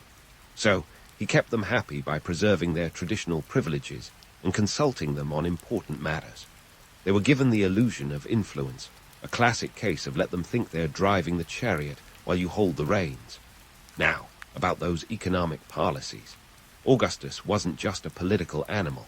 He had a flair for economics, too. One of his most significant moves was coinage reform. He introduced new coins that stabilized the economy, ensuring that the currency had real value. This wasn't just about shiny new coins with his face on them. It was about establishing trust in the economy, a feat as miraculous as a Roman bath without gossip. Public works were another feather in Augustus' laurel wreath. He embarked on an ambitious program of building roads and aqueducts, connecting the far-flung corners of the empire. The Via Appia, Rome's most famous road, was extended, making travel and trade more efficient. And those aqueducts, they were engineering marvels, delivering fresh water to cities, ensuring that Romans could enjoy their luxurious baths and fountains. In fact, by the end of his reign, Rome boasted over 500 miles of aqueducts. Talk about making a splash. Of course, Augustus couldn't resist a good spectacle. He was a master of public relations, and what better way to win hearts than with lavish games? He hosted gladiatorial contests, chariot races, and theatrical performances, all designed to keep the populace entertained and his approval ratings high. These events were the Super Bowl of the ancient world, minus the halftime show, but with way more bloodshed. And the cost? Augustus famously boasted of spending 1,000 talents of silver, a sum that could bankrupt a small kingdom. Yet, for all his reforms and spectacles, Augustus' genius lay in his ability to balance the competing interests of Rome's power players. He was like a juggler, keeping the Senate, military, and populace all in the air without dropping a single one. It was a delicate act, requiring the precision of a Roman sundial and the charm of a seasoned politician. Augustus may have been the first citizen in name, but in reality he was the quintessential emperor, pulling the strings of an empire while maintaining the illusion of republican values. He was a paradox wrapped in a toga, a man who wielded absolute power while pretending to share it. And as we delve deeper into his reign, we'll discover that Augustus' greatest achievement wasn't just in building an empire, but in crafting a legacy that would endure for centuries. But don't think for a moment that this is the end of Augustus' story. There's more to explore in the labyrinth of Roman politics, the intricacies of imperial propaganda, and the man behind the marble facade. Augustus may have claimed the title of first citizen, but his reign was anything but ordinary. As we continue this saga, we'll see just how far he was willing to go to keep his place in the annals of history, a place as solid as the marble of Rome's greatest monuments. Stay tuned, because the story of Augustus is far from over, and the best, or perhaps the most cunning, is yet to come. But Augustus wasn't all about public grandeur and imperial might. Behind the scenes, the man had some rather quaint quirks that would make any modern minimalist proud. Picture this: Augustus, the emperor of Rome, munching on a meal that would make a dietitian nod in approval. His diet was the ancient equivalent of a food blogger's dream: simple, unpretentious, and downright frugal. Bread, cheese, and olives were staples, and he'd wash it all down with a modest helping of watered-down wine. Forget the feasts of peacocks and flamingos. Augustus was more interested in a sensible portion of figs. You see, Augustus had a knack for projecting an image of modesty, even as he sat atop an empire. He was as frugal as a man in his position could be, rumored to wear clothes woven by his wife and daughter. Talk about family values. But don't let this threadbare wardrobe fool you. This was all part of the carefully curated Augustus brand. While the public saw a leader who shared their Spartan tastes, behind this facade was a man who understood the power of perception. He could have indulged in luxury, sure, but he knew that portraying himself as one of the people was a powerful tool in maintaining his popularity. Speaking of family, Augustus' personal life was as dramatic as a Roman tragedy. His family dynamics could rival any modern-day soap opera, with a cast of characters that included ambitious relatives, scheming in-laws, and a daughter with a penchant for scandal. Let's start with his succession planning, or as some might call it, the series of unfortunate events.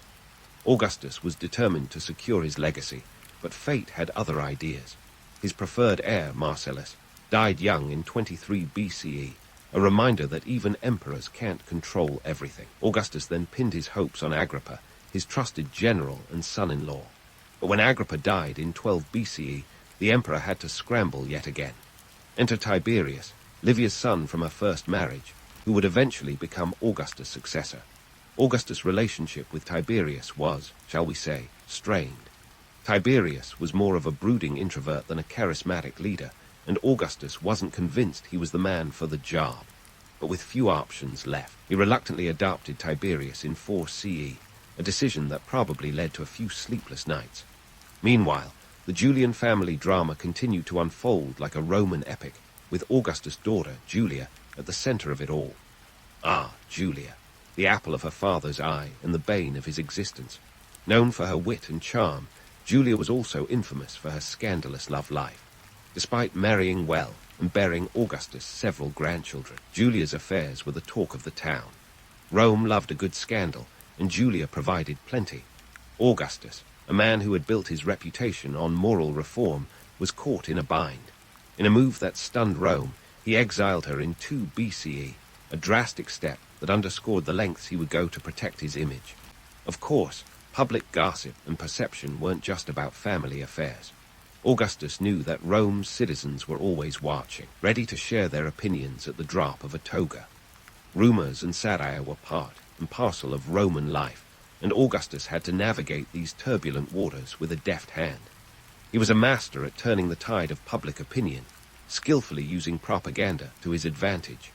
From commissioning poets like Virgil to pen works glorifying his reign to erecting monuments that told stories of his successes, Augustus controlled the narrative with the precision of a maestro conducting an orchestra. But let's not romanticize it too much. Augustus' control over his image was as much about suppressing dissent as it was about promoting virtue. He wasn't above exile or execution to silence his critics, a harsh reminder that his rule wasn't all peace and prosperity. The carefully crafted image of a benevolent ruler masked a reality that was anything but forgiving for those who dared to challenge him. And yet, for all his power and control, Augustus remained a figure of fascination, a paradox wrapped in a toga. He embodied the tension between public duty and personal desire, a tug-of-war that played out in the grand arena of Roman politics and within the walls of his own home. As we peer behind the marble facade, we see the man in his entirety, ambitious, cunning, and ultimately human.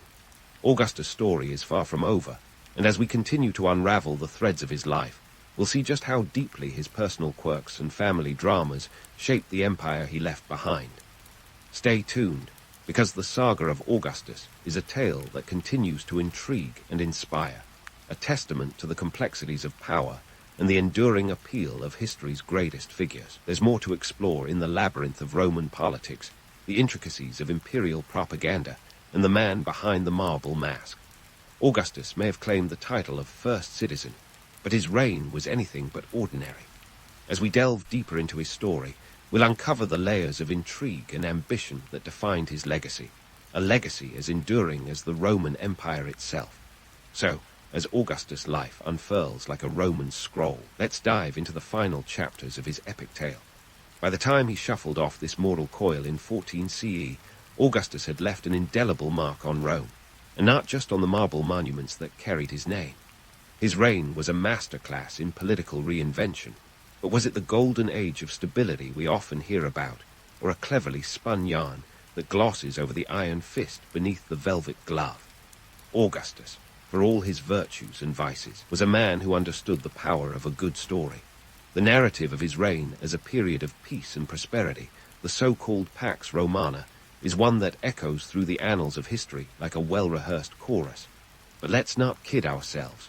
This peace wasn't exactly free. Augustus' Rome was a bit like a shiny new chariot, impressive from the outside, but if you peeked under the hood, you'd find some rather questionable mechanics at work. His administration was marked by a centralized power structure that made it clear who was really calling the shots. His economic reforms, while brilliant, were also a double-edged gladius. Sure, reorganizing the tax system and stabilizing currency were strokes of genius, but they also centralized power in a way that made the state increasingly reliant on the emperor's whims. Augustus had an uncanny knack for making the public believe they were living in the best of times, even as he tightened the reins on Rome's vast machinery of state. Now, let's tackle the myth of Augustus as the benevolent ruler. This narrative, while appealing, conveniently ignores the fact that dissent under his rule was about as welcome as a senator at a street brawl. Augustus maintained control through a combination of charm and sheer intimidation. The Senate, once the heart of Roman political life, had been reduced to a decorative panel in the imperial mosaic. Augustus had effectively turned it into a rubber stamp for his decrees, a far cry from the days when it was a bastion of republican ideals. But here's the thing. Augustus' authoritarian regime wasn't just about suppressing dissent. His rule also introduced a level of stability that Rome hadn't seen in decades, a peace that allowed for unprecedented growth and prosperity.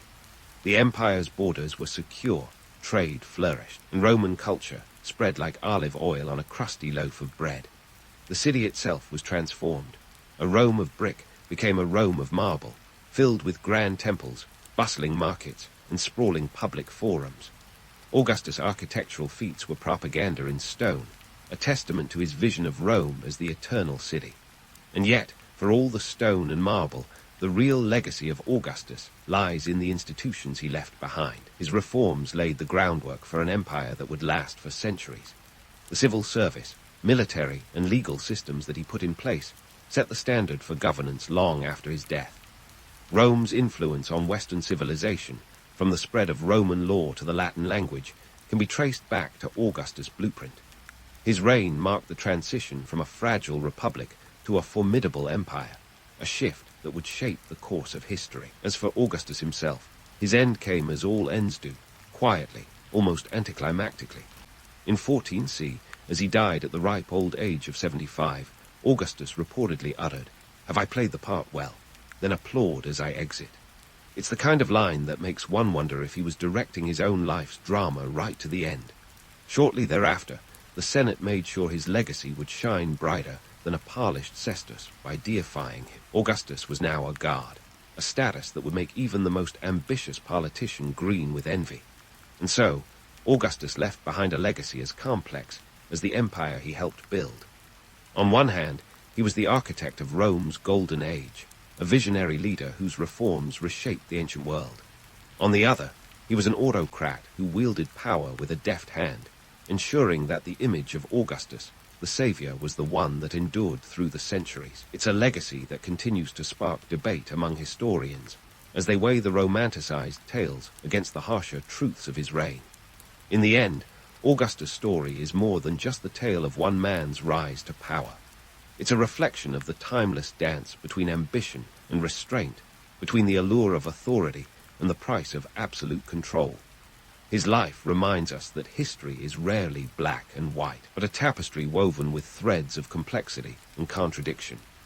As we conclude this journey through the life of Augustus, we're left with a story that, much like the man himself, is as compelling as it is enigmatic, a fitting testament to Rome's first emperor and the enduring empire he left behind. The rooster's crow is your medieval alarm clock, and today it's got a particularly aggressive pitch, like it's auditioning for the role of herald in a grand Saxon saga. As you peel open your eyes, you're greeted by the low-hanging thatch roof of your home, haphazardly begging to let in a ray of morning sunshine. Welcome to 10th century Britannia, but don't get too comfy. This ain't a time-travel fantasy where you get a soft landing. You're a Saxon weaver, and the village is already buzzing louder than a hive of slightly disgruntled bees. Your day kicks off with a symphony of sounds, children laughing, livestock grumbling, neighbors engaging in the age-old tradition of loud morning greetings. Your home is a classic Saxon construction. Think wooden frames, wattle walls, and a roof that's more straw-scented than watertight. It's not Buckingham Palace, but it does the job. Here, every nook and cranny speaks to the pragmatism of the age. No space for luxury, just a central hearth that serves as the epicenter of warmth and cooking. A few feet of distance from the fire, and you're essentially in the medieval version of a walk-in refrigerator. Now, time to fetch some water from the village well, which is your version of a morning coffee run. The well is a social hub, a place where gossip flows as freely as the water. The well itself is a rustic masterpiece, a hole in the ground surrounded by wooden planks, and yet it's the lifeline for the entire community. Your morning chat at the well might cover anything from the latest Viking scare, a constant reality given the Norsemen's fondness for impromptu visits, to the quality of this year's harvest. Spoiler alert, it's never quite as bountiful as you'd like. As you lug the water back home, let's talk about your bread and butter, literally and figuratively. Weaving in Saxon society isn't just a hobby, it's an economic powerhouse. Your job is to turn raw materials into something usable, like a medieval factory worker without the union benefits. Wool and linen are your primary materials, sourced locally from the sheep darting the nearby hills and flax plants that thrive in the fertile soil. Wool, with its warmth and durability, is the medieval version of a Swiss Army knife. Linen, on the other hand, is your summer staple, lightweight and breathable, perfect for those rare sunny days. Time for a little myth-busting. Some might think of the Saxons as isolated folks, huddled in their wooden hovels, suspicious of the outside world. But here's the kicker. Saxon trade networks were surprisingly complex. Sure, international travel wasn't exactly a breeze, unless you count the sea breeze during your perilous voyage across the Channel, but trade routes stretched far and wide. Your woven goods might end up in a bustling market town hundreds of miles away, bartered for spices from the Far East or wine from the continent. The Saxons knew how to get around, even if it meant hitching a ride on a Viking longship, though preferably as a passenger and not a captive. As you begin your weaving for the day, you might pause to consider the economics of your craft. The value of textiles in Saxon society can't be overstated.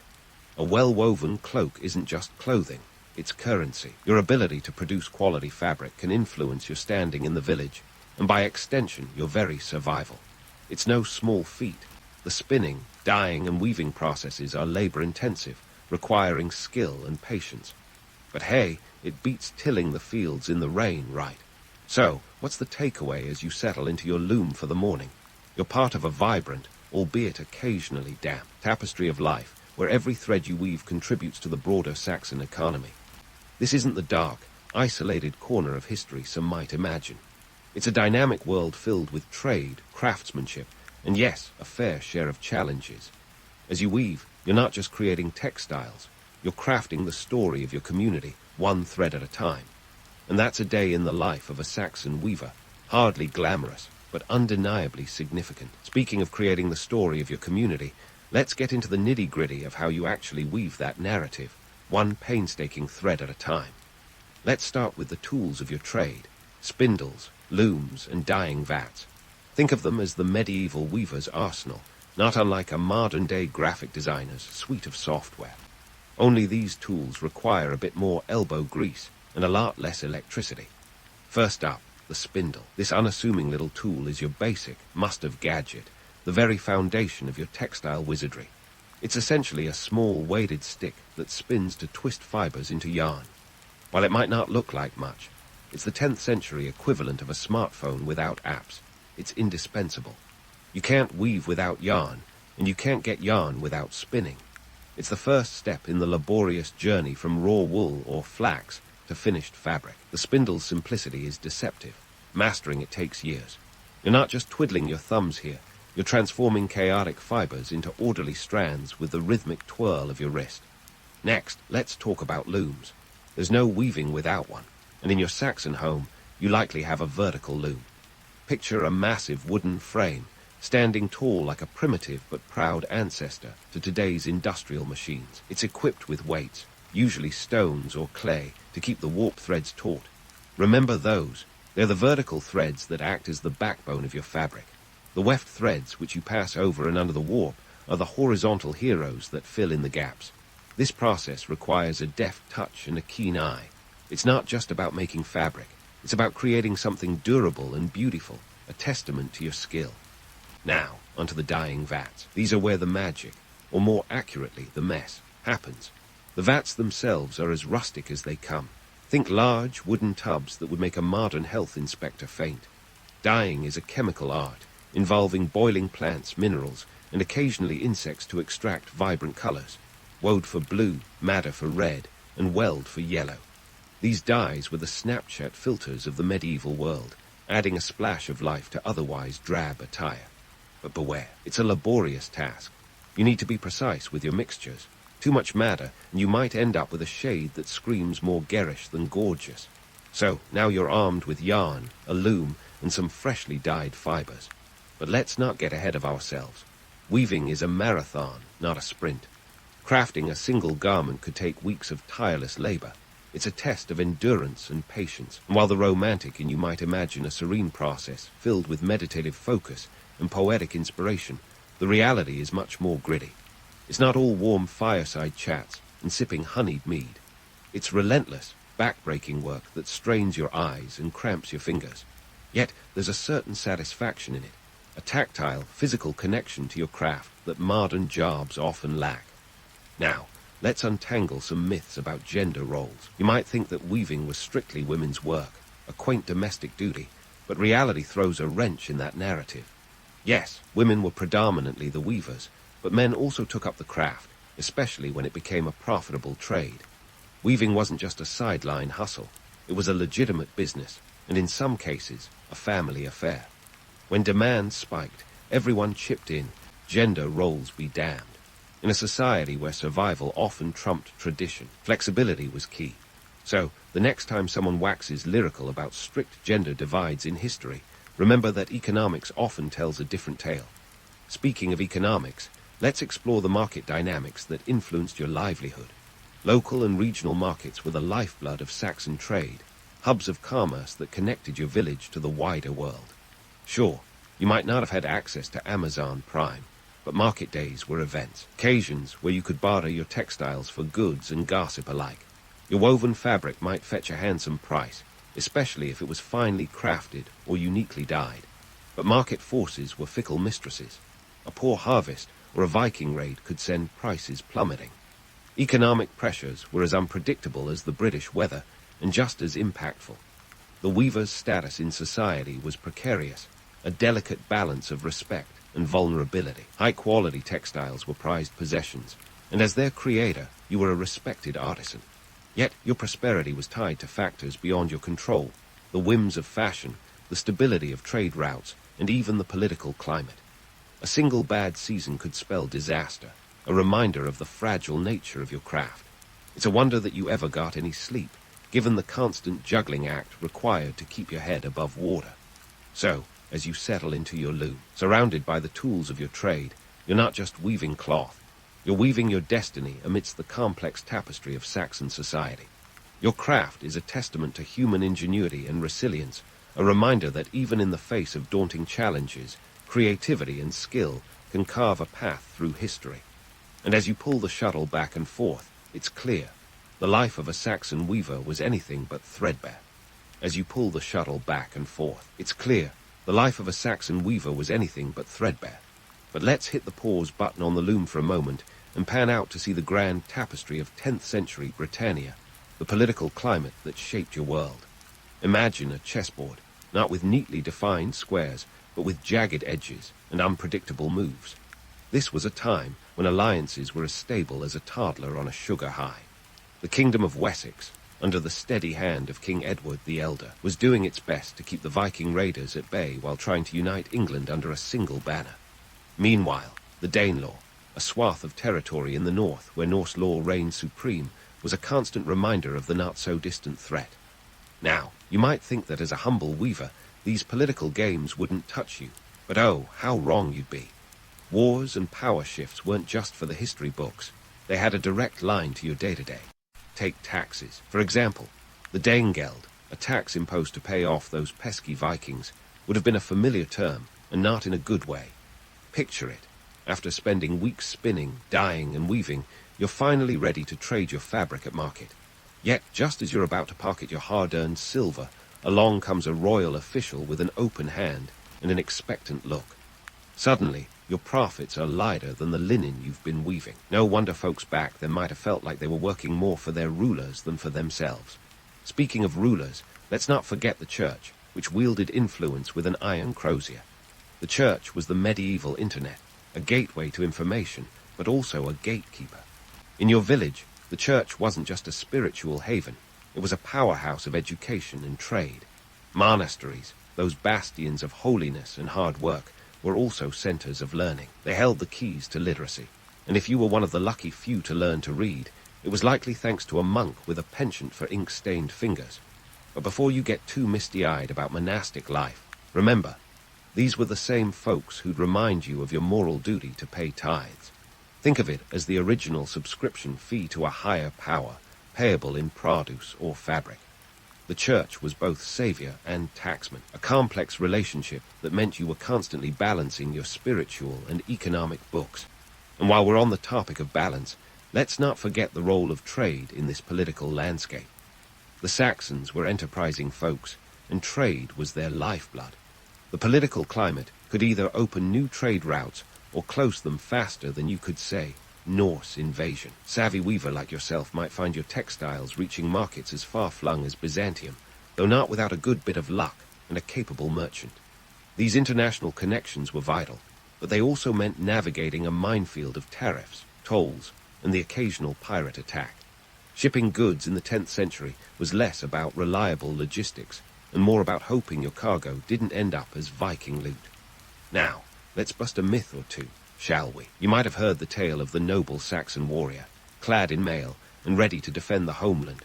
But the truth is, most folks were more concerned with the next harvest than the next battle.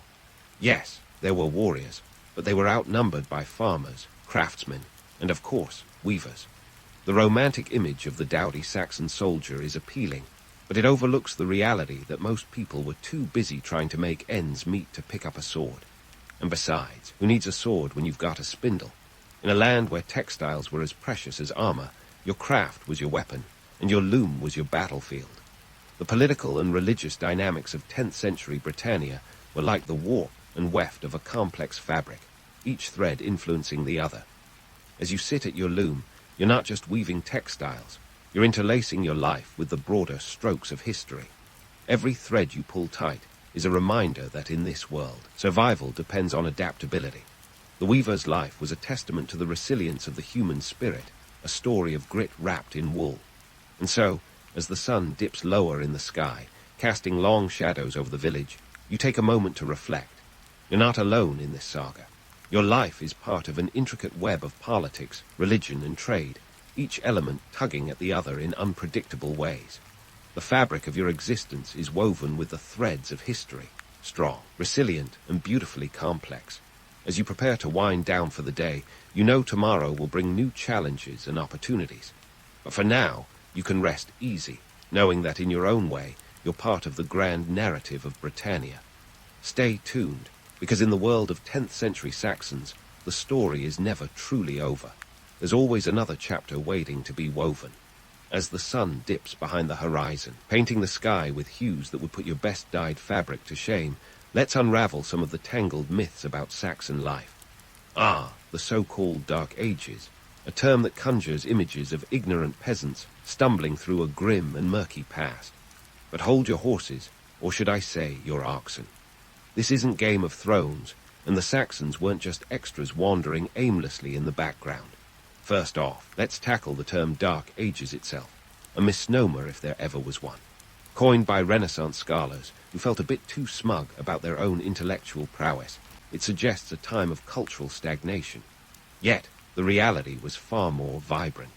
The Saxons weren't just sitting around waiting for the Renaissance to kick in. They were busy building a culture of their own. From the intricate designs of their jewelry to the complex poetry of the Beowulf manuscript, they were creating art and literature that could hold its own against any era.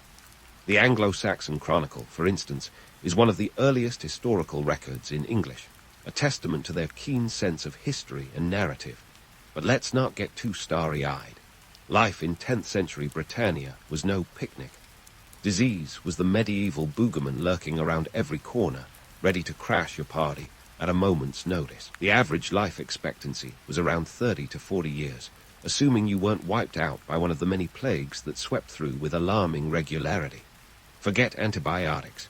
If you fell ill, your best bet was to pray, cross your fingers, and maybe consult the local wise woman, who might prescribe a poultice of herbs more for comfort than cure. And then there was the ever-looming spectre of Viking raids. Talk about living on the edge. Norsemen had a knack for showing up uninvited, like the worst kind of in-laws. One moment you're swapping yarns at the village well, the next you're grabbing your valuables and heading for the hills. The Anglo-Saxon Chronicle records these raids with a kind of grim resignation, noting which towns were pillaged and how many lives were lost. It's a sobering reminder that while Hollywood might glamorize the Viking as a noble savage, for the Saxons, they were very real tormentors. Let's not forget the grinding poverty that many faced.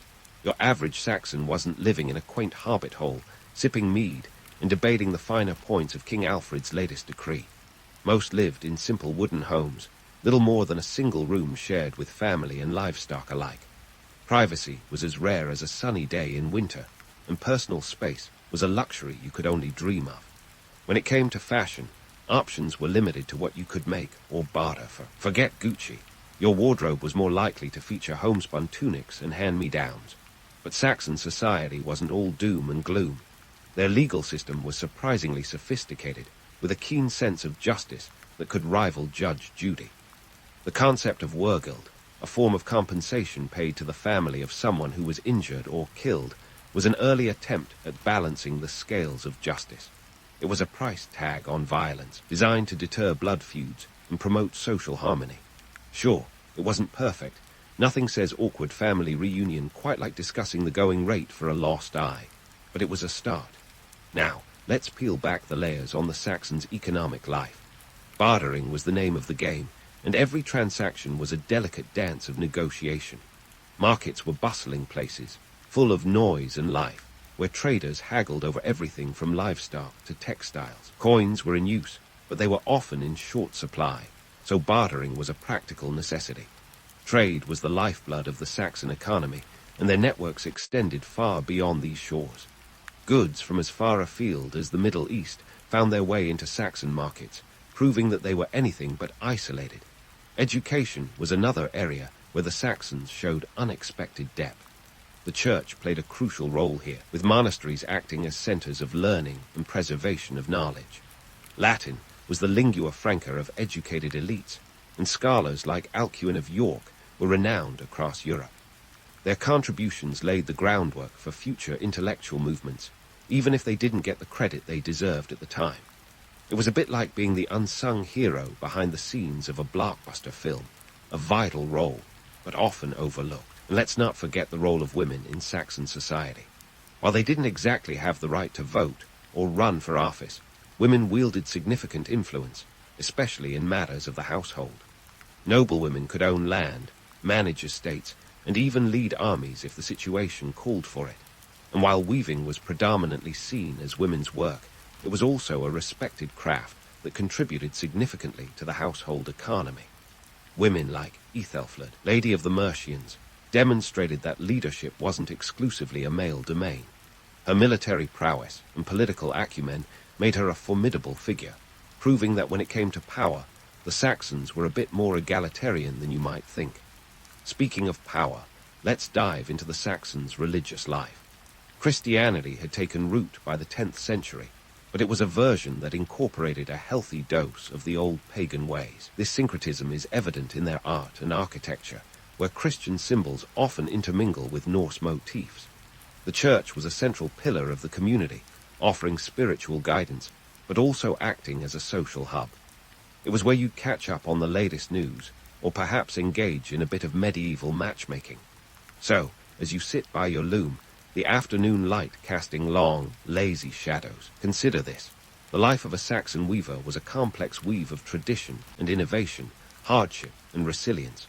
It was a time when survival required grit and creativity, and where every day was a new chapter in the ongoing saga of human history. As the evening draws in, you're not just weaving fabric. You're part of a dynamic culture that's far from dark, imbued with a vibrancy that defies the shadows of time. But hold that thought, because as the night closes in, there's still more to this story. Stay tuned, because the Saxon tale is far from over, and the threads of history are still being woven, one day at a time. With the night sky unfurling its starry tapestry, let's shift gears and take a leisurely stroll down the loom-lined memory lane, reflecting on the legacy of our Saxon weavers. Now, these folks weren't just cranking out tunics and tapestries for the heck of it. Their craft laid the very groundwork for what would become England's textile powerhouses in centuries to come. It's like they were the unsung rock stars of the medieval world, setting the stage for the industrial symphony that would eventually sweep across the British Isles. Now, let's not sugarcoat it.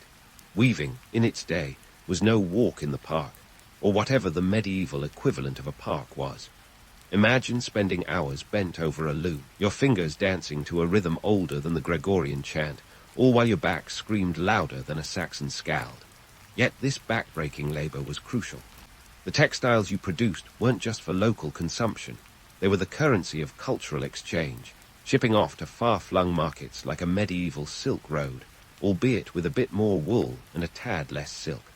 Speaking of markets, let's not forget the economic undercurrents that kept the Saxon weaving trade afloat.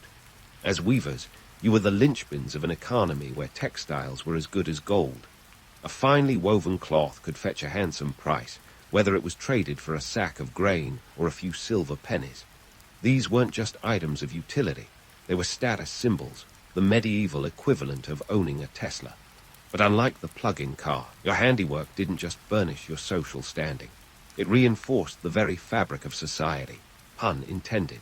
The influence of Saxon weavers didn't just peter out with the Norman conquest. Oh no, their legacy was woven into the very threads of subsequent English textile production. As the centuries marched on, The techniques and innovations honed by these early artisans found their way into the burgeoning wool trade. By the 13th century, England was exporting wool on a massive scale, setting the stage for its rise as a textile titan. The Industrial Revolution. It didn't just spring up from the cobbled streets of Manchester like Athena from Zeus's forehead. It was built on centuries of craftsmanship, patience, and quite frankly, a healthy amount of trial and error. But here's where we need to pump the brakes and challenge our inner romantic. It's tempting to view these weavers as idyllic figures, serenely crafting art in rustic cottages while golden sunlight filters through hand-blown glass.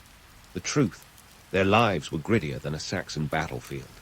The romantic notion of a weaver's life overlooks the harsh realities, disease, economic instability, and the ever-looming threat of Viking raids. Life was a constant hustle, a balancing act on a tightrope woven from the threads of necessity and ambition. So why does it matter that we remember these weavers? Because history, my friends, is more than just a highlight reel of kings and conquests. It's the story of ordinary people doing extraordinary things. The Saxon weavers remind us that creativity and perseverance are timeless virtues, and their legacy is a testament to the human spirit's tenacity in the face of adversity. They weren't just weaving cloth, they were weaving the very story of their age. As we wrap up our cozy chat by the virtual fireside, let's ponder this. How much of our understanding of history is colored by the rose-tinted glasses of modern romanticism? It's easy to get swept up in the allure of a bygone era, to imagine a simpler time when life was more straightforward. But the past was as complex and messy as the present, filled with challenges that required ingenuity and grit.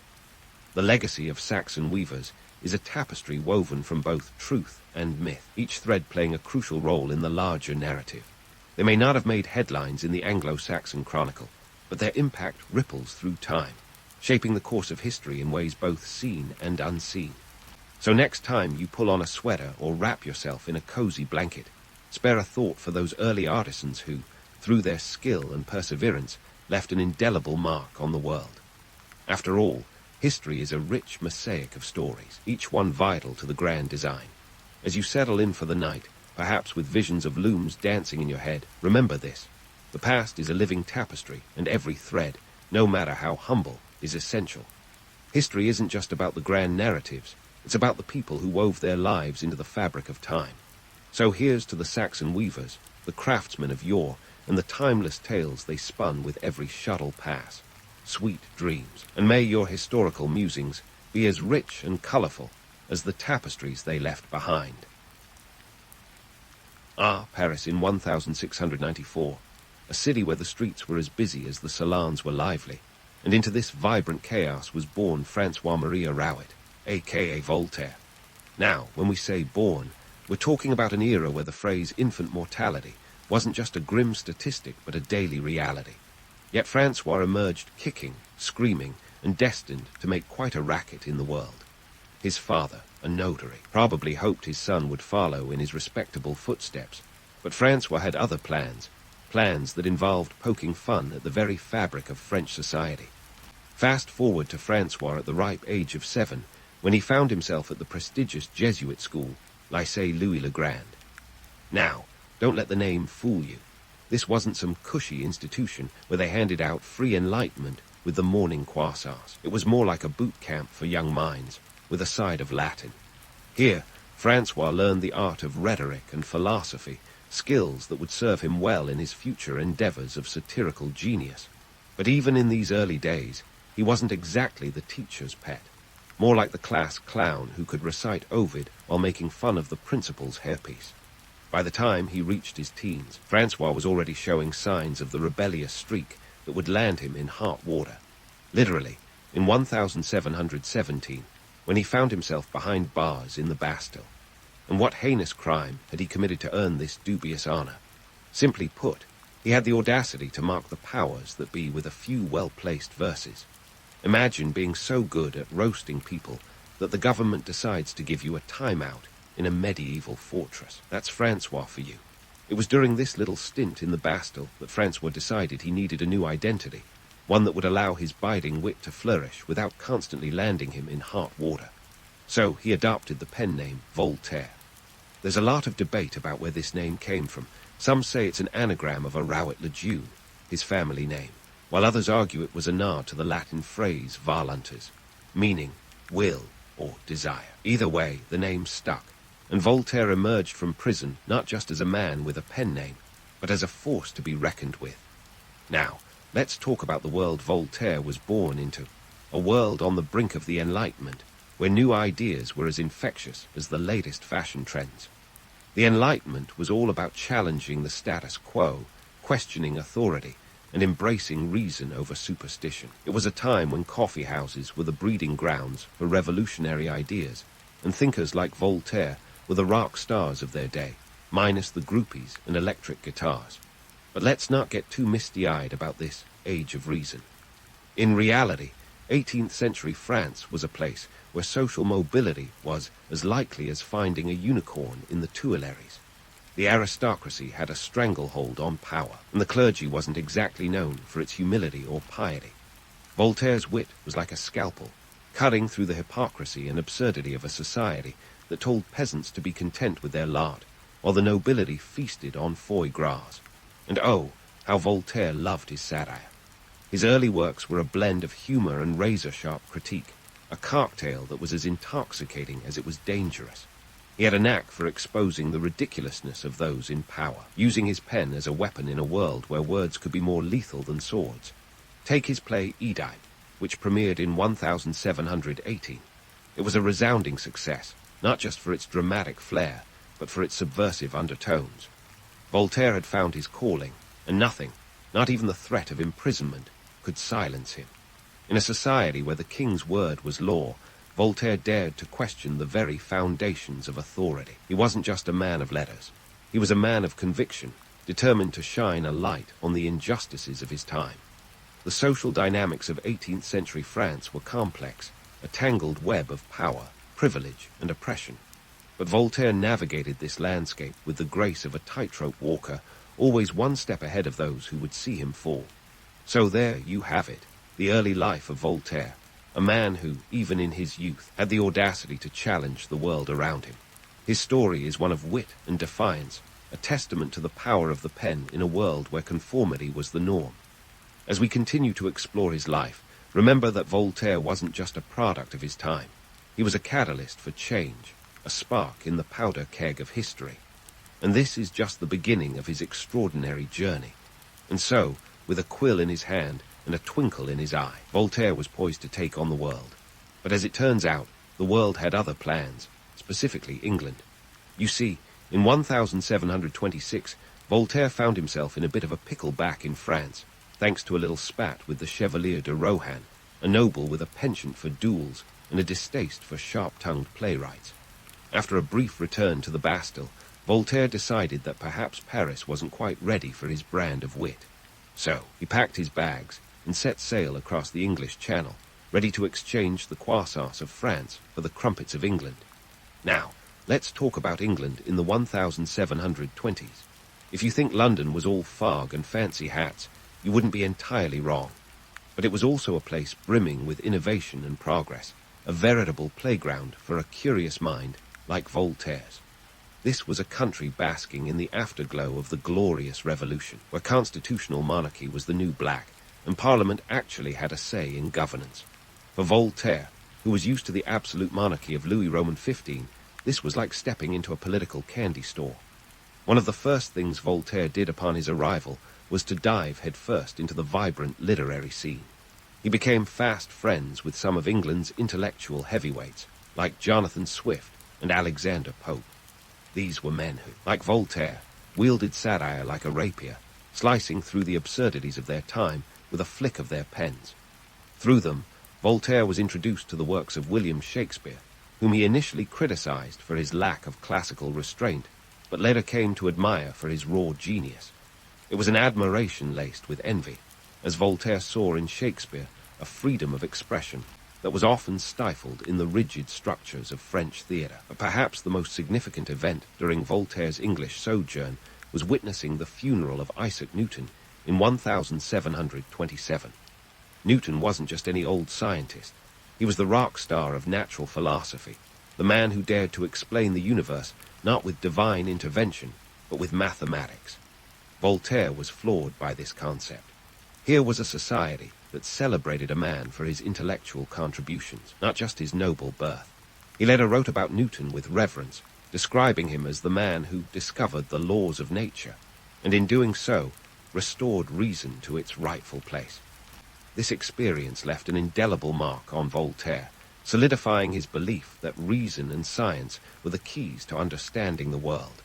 It inspired him to introduce these Enlightenment ideals to his fellow Frenchmen, who were still somewhat entangled in the cobwebs of superstition and dogma. And let's be honest, the French aristocracy wasn't exactly known for its open-mindedness. But Voltaire, never one to shy away from a challenge, took it upon himself to spread the gospel of reason. Of course, England wasn't without its quirks, and Voltaire, ever the keen observer, had a field day with them. He was amused by the English obsession with property rights and their love for the legal system, which seemed to involve more wigs than any reasonable society should own. He noted the irony of a nation that prided itself on liberty, yet had a penchant for public hangings. And let's not forget his biting remarks on the British penchant for tea, a beverage he found as bland as their weather. Voltaire's time in England wasn't just a cultural exchange. It was a philosophical awakening. He began to view his own country through the lens of this new world he had discovered. England's relative freedom of speech and press was a revelation, highlighting the oppressive nature of French censorship. The British political system, with its checks and balances, stood in stark contrast to the absolute power wielded by the French monarchy. It was like swapping a monocle for a pair of spectacles. Suddenly, everything was clearer. When Voltaire finally returned to France in 1729, he did so with a suitcase full of English ideas and a renewed sense of purpose. He was determined to bring the Enlightenment ideals he had absorbed back home, not as a conqueror but as a cultural ambassador. And while the French aristocracy might have scoffed at his newfound admiration for all things British, Voltaire knew that change wasn't just possible, it was inevitable. So, there you have it. Voltaire's English adventure, a time of discovery and transformation that would shape his future works and define his legacy. This wasn't just a vacation. It was a pilgrimage to the altar of reason, a journey that would eventually lead him to become one of the most vocal critics of the old regime. But that's a story for another day. For now, let's just say that England turned Voltaire into a man on a mission, armed with a pen and a very British sense of humour. So, with a suitcase bursting with English ideas, and a penchant for poking bears, Voltaire returned to France ready to stir the pot.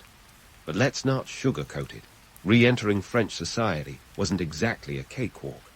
It was more like trying to crash a snooty garden party with a bottle of cheap wine and a loud declaration that the host's floral arrangements are passé. Voltaire's first major act upon returning was to unleash letters on the English to a French audience that was as ready for British praise as it was for a downpour at Versailles. Published in 1733, the book was a collection of essays that weren't just a love letter to England's intellectual and political scene, but also a pointed critique of France's own shortcomings. The French authorities, predictably, responded with the enthusiasm of a cat at a dog show. The book was banned faster than you could say taboo, and Voltaire found himself under the watchful eye of the ever-suspicious French government. But what's a little censorship to a man who had already traded barbs with Europe's elite? You see, letters on the English didn't just ruffle feathers. It yanked them out and used them to tickle the French establishment's underbelly. Voltaire extolled the virtues of British constitutionalism, contrasting it with the rigid absolutism of Louis Roman XV France. He lauded England's religious tolerance, a concept as foreign to France as a sunny day in London. He even dared to praise the freedom of the press, a notion that made the French monarchy clutch its pearls. For Voltaire, this was a calculated risk. He knew that controversy was his currency, and he was ready to spend it. However, Voltaire wasn't just a provocateur. He was a man with a knack for making alliances in high places. Enter Emilie du Châtelet, a woman whose intellect could outshine the chandeliers of any Parisian salon. Emilie was a mathematician, physicist, and all-around genius at a time when women were often expected to worry more about their needlework than Newtonian physics. She and Voltaire met at a dinner party. Because where else do great minds meet if not over a lavish meal? And quickly formed a partnership that was both romantic and intellectual. Their relationship was the 18th century version of a power couple. Imagine Beyoncé and Jay-Z, but with fewer paparazzi and more Latin translations. Together, they set up shop at Emily's estate in Sailly-sur-Blaise, where they created a sanctuary for free thought. Their collaboration wasn't just pillow talk. It was a full-blown think tank operation. They translated Newton's Principia Mathematica into French, adding their own commentaries and interpretations. This was no small feat. Newton's work was as dense as a Christmas pudding, and their translation made it accessible to the French intelligentsia. But let's not get too starry-eyed about their partnership. Yes, they were intellectual equals, but they were also human, with all the quirks and spats that come with a close relationship. Voltaire, ever the social butterfly, sometimes clashed with Emily's more introverted disposition. And then there was their penchant for gambling, which was less of a hobby and more of a financially precarious lifestyle choice. Yet, despite their differences, they were united in their pursuit of knowledge and their disdain for ignorance. Of course, Voltaire's love for controversy didn't take a backseat during his time with Emily. If anything, it accelerated. He continued to publish works that challenged the status quo, earning him both admirers and enemies in equal measure. His satirical play Le Mondaine was a cheeky nod to Epicurean philosophy, celebrating the pleasures of life and marking the austere morals of the day. The French authorities, predictably, weren't amused, but Voltaire knew that every scandal only added to his mystique, making him a darling of the Enlightenment crowd. Now, let's talk about Voltaire's knack for making enemies. It was almost as if he collected them like stamps. His critiques of religion, government, and society were like red flags to the bulls of the French elite. Take the infamous Carlas affair, for example. In 1762, Jean Carlas, a Protestant in Catholic France, was wrongfully executed for allegedly murdering his son to prevent his conversion to Catholicism. Voltaire took up the case with the fervor of an 18th century investigative journalist, penning treatises on tolerance and campaigning tirelessly for posthumous justice. This wasn't just a battle for one man's honor. It was a crusade against religious intolerance, a cause that only reinforced Voltaire's reputation as a champion of reason and human rights. But let's face it, Voltaire's outspokenness was a double-edged sword. While it won him admirers among the philosophers and enlightened thinkers, it also earned him a place on many a nobleman's blacklist. He was exiled from Paris on more than one occasion, his works were banned, and he was embroiled in more legal battles than you could shake a quill at. Yet, through it all, Voltaire remained undeterred, a testament to the power of conviction over convenience. So, as Voltaire's star continued to rise, so did the stakes of his intellectual gambles. He was a man unafraid to speak truth to power, even when that truth came at a personal cost. His relationship with Emilie du Châtelet was a highlight, not just for its romantic allure, but for its embodiment of the Enlightenment ideal, the pursuit of knowledge for the betterment of society. Together, they were a force to be reckoned with, a shining example of what could be achieved when minds met across the boundaries of convention. In the grand tapestry of history, Voltaire's return to France marked a period of prolific output and relentless challenge to the established order. He was a man who thrived in the limelight of controversy, using his wit and wisdom to illuminate the dark corners of ignorance and injustice.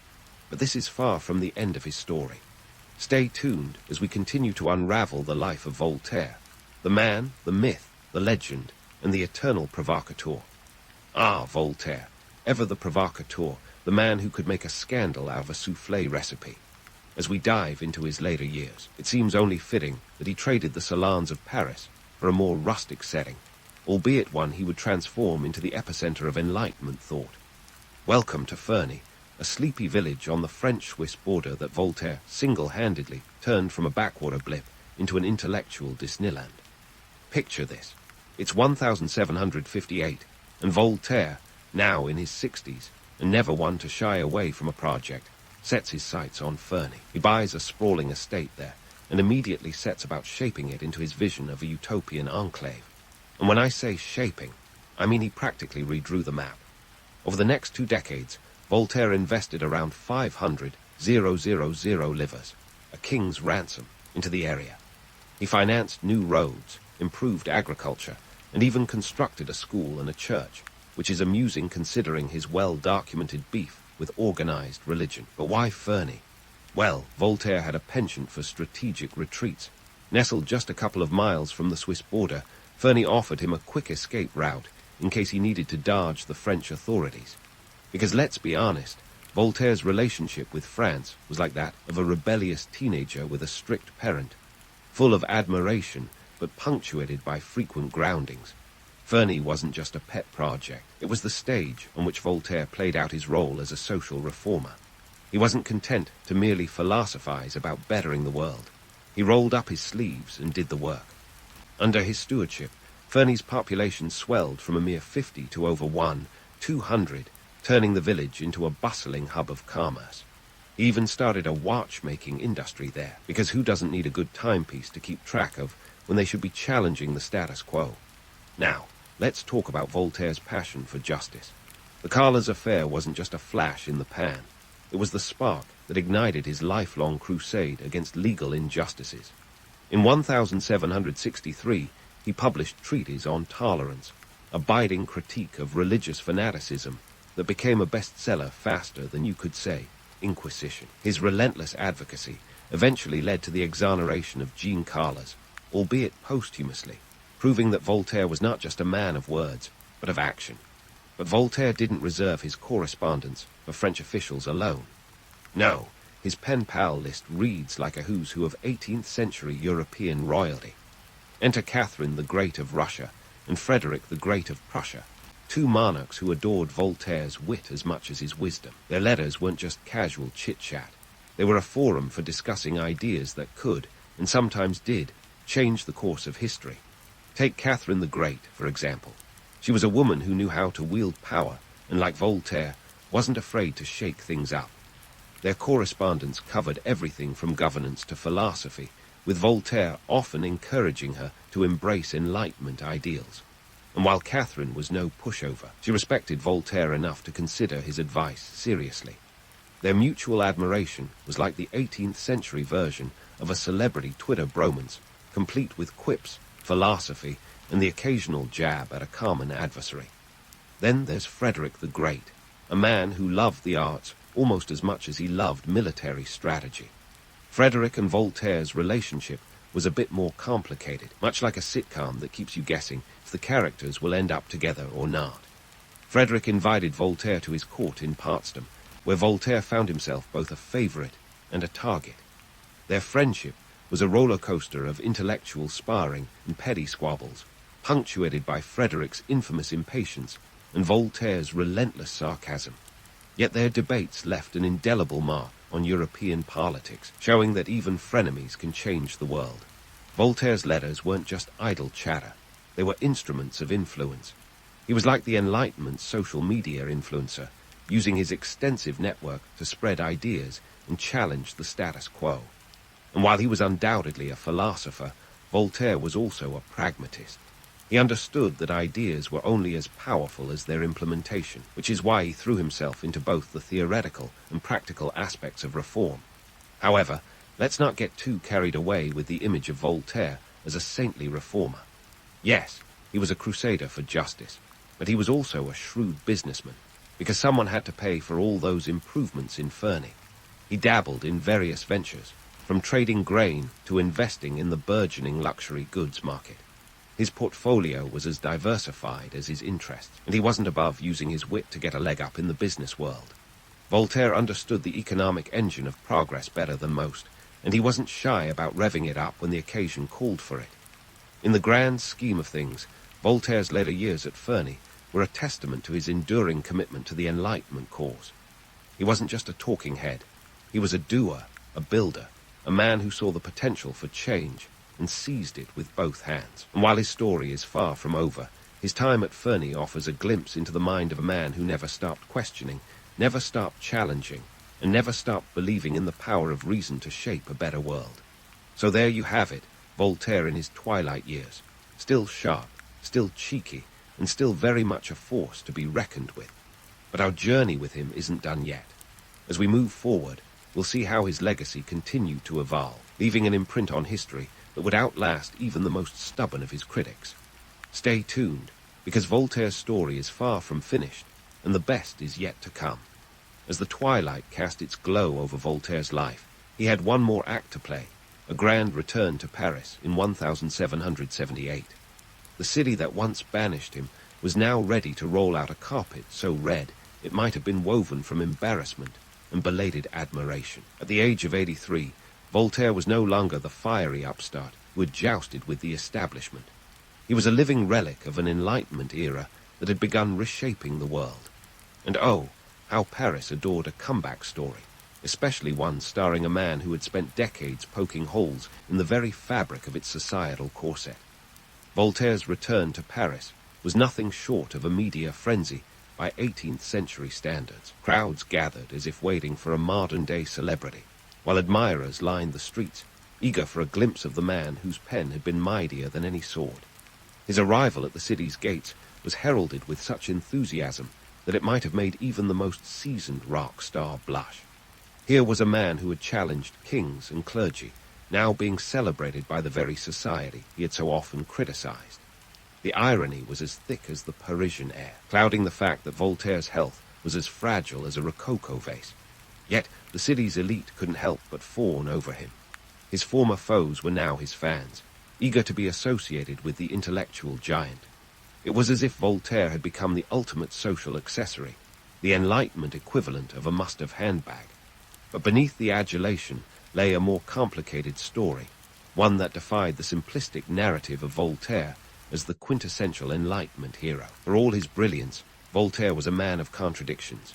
He railed against the aristocracy while cozying up to its members, and amassed wealth while advocating for the downtrodden.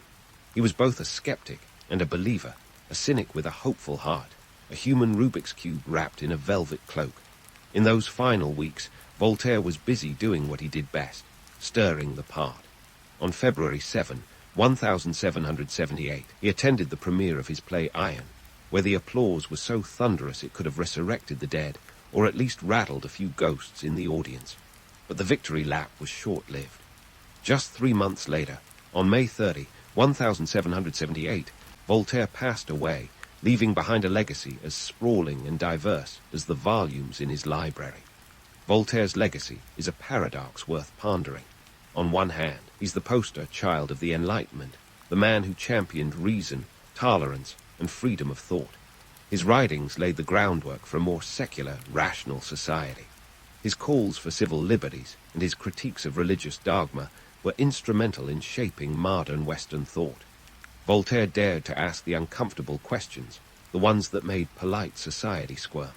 And while he didn't have all the answers, he knew the value of the inquiry itself. His work was a clarion call for intellectual curiosity, challenging people to look beyond the veneer of tradition and question the status quo.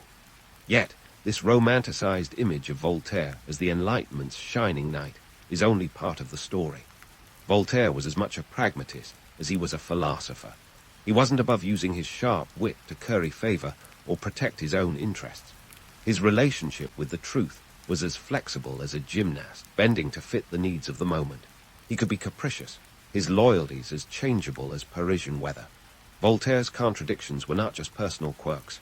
They were reflective of the complex times in which he lived. He navigated a world in transition, one foot in the age of superstition and the other in the age of reason. In the end, Voltaire's life is a testament to the messy business of progress. His legacy isn't wrapped up in a neat bow of Enlightenment ideals. It's a tapestry of bold ideas, sharp critiques, and human flaws. He was as much a man of his time as he was ahead of it, both a product and a producer of change. Voltaire's impact extends beyond the pages of his writings. His influence can be felt in the very air we breathe. Every time we challenge authority, question dogma, or champion freedom of expression, we are echoing Voltaire's voice. So, what do we make of Voltaire, the man who defied easy categorization and eluded the confines of a single narrative? Perhaps Voltaire himself would chuckle at our attempts to pin him down, knowing full well that life is a series of contradictions. His story reminds us that history is not just a parade of heroes and villains, but a complex interplay of ideals, actions, and consequences. Voltaire's life was a masterclass in navigating the murky waters of human existence, proving that sometimes the most profound insights come not from certainty, but from the willingness to embrace ambiguity. And so, as we bid adieu to Voltaire, let's remember him not just as a figurehead of the Enlightenment, but as a man of flesh and bone, wit and wisdom. He was a provocateur and a peacemaker, a thinker who understood that the true measure of a life well lived is not in the accolades received, but in the questions asked and the change inspired. In a world that still grapples with dogma and division, Voltaire's legacy is a reminder that the pursuit of truth is a journey, not a destination. And in that journey, there's room for both romance and reality, for legends and their harsh truths. In the heart of Constantinople, where the scent of exotic spices mingles with the sea breeze, you navigate the bustling streets with the confidence of someone who knows their worth. You're not just a courtesan, you're a power player in the Byzantine Game of Thrones. Forget the damsels in distress or the tragic heroines of romantic tales. You're here to wield influence, collect secrets, and maybe, just maybe, shape the fate of an empire.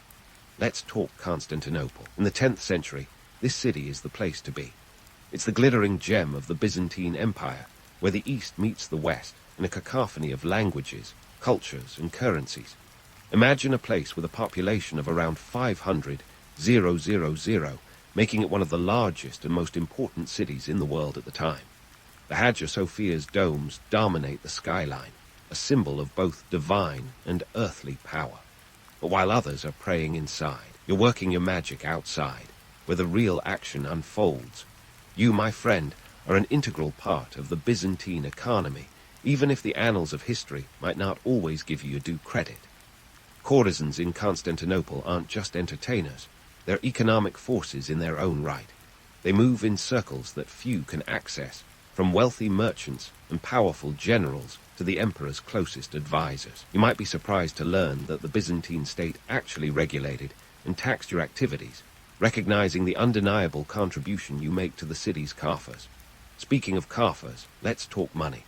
In this bustling marketplace, a single gold solidus, worth roughly $200 in today's terms, could buy you a fine horse or a month's worth of lavish dinners.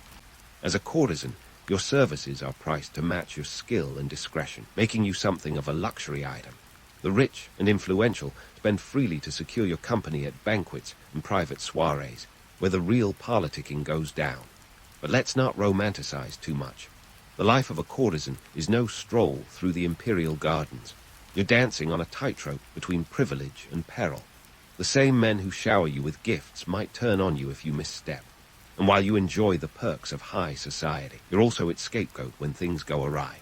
It's a world where secrets are currency, and you're a savvy investor. The Byzantine Empire thrives on its trade routes, with Constantinople serving as the hub connecting Europe to Asia and Africa. Merchants from as far as China and the Middle East converge here, bringing silk, spices, and of course, news. In this whirlpool of commerce, courtesans are the quiet conduits of information. You hear whispers of military campaigns, diplomatic missions, and occasionally treasonous plots. Your chambers are where power dynamics shift and alliances are born or broken all over a glass of wine. Courtesans like you are more than just companions. You're educated, often multilingual, and adept at the art of conversation. You can quote Homer and debate theology, skills that make you a valued guest at any symposium. Your role isn't merely ornamental, it's strategic. In a society where women are generally relegated to domestic spheres, you stand apart, an enigma wrapped in silk. And speaking of silk, let's touch on fashion. The Byzantine love for opulence is evident in their clothing, and as someone who needs to make an impression, you're draped in the finest fabrics. Richly embroidered tunics, often adorned with gold thread, make you a walking tapestry.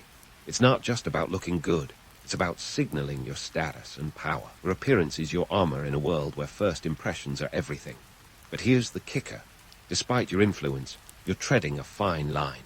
Society's moral compass is a fickle beast, and today's celebrated courtesan can become tomorrow's pariah. The church might preach about virtue and chastity, but even the most devout clerics are not immune to the allure of your world. It's a dance of hypocrisy and desire, where the rules are made to be bent, if not outright broken. Living in this intricate web of social, economic, and political threads, You experience Constantinople not just as a city, but as a living, breathing organism. It's a place where every corner holds a new opportunity and a new danger. You navigate it with the grace of a lioness in her prime, aware that maintaining your position requires more than just charm.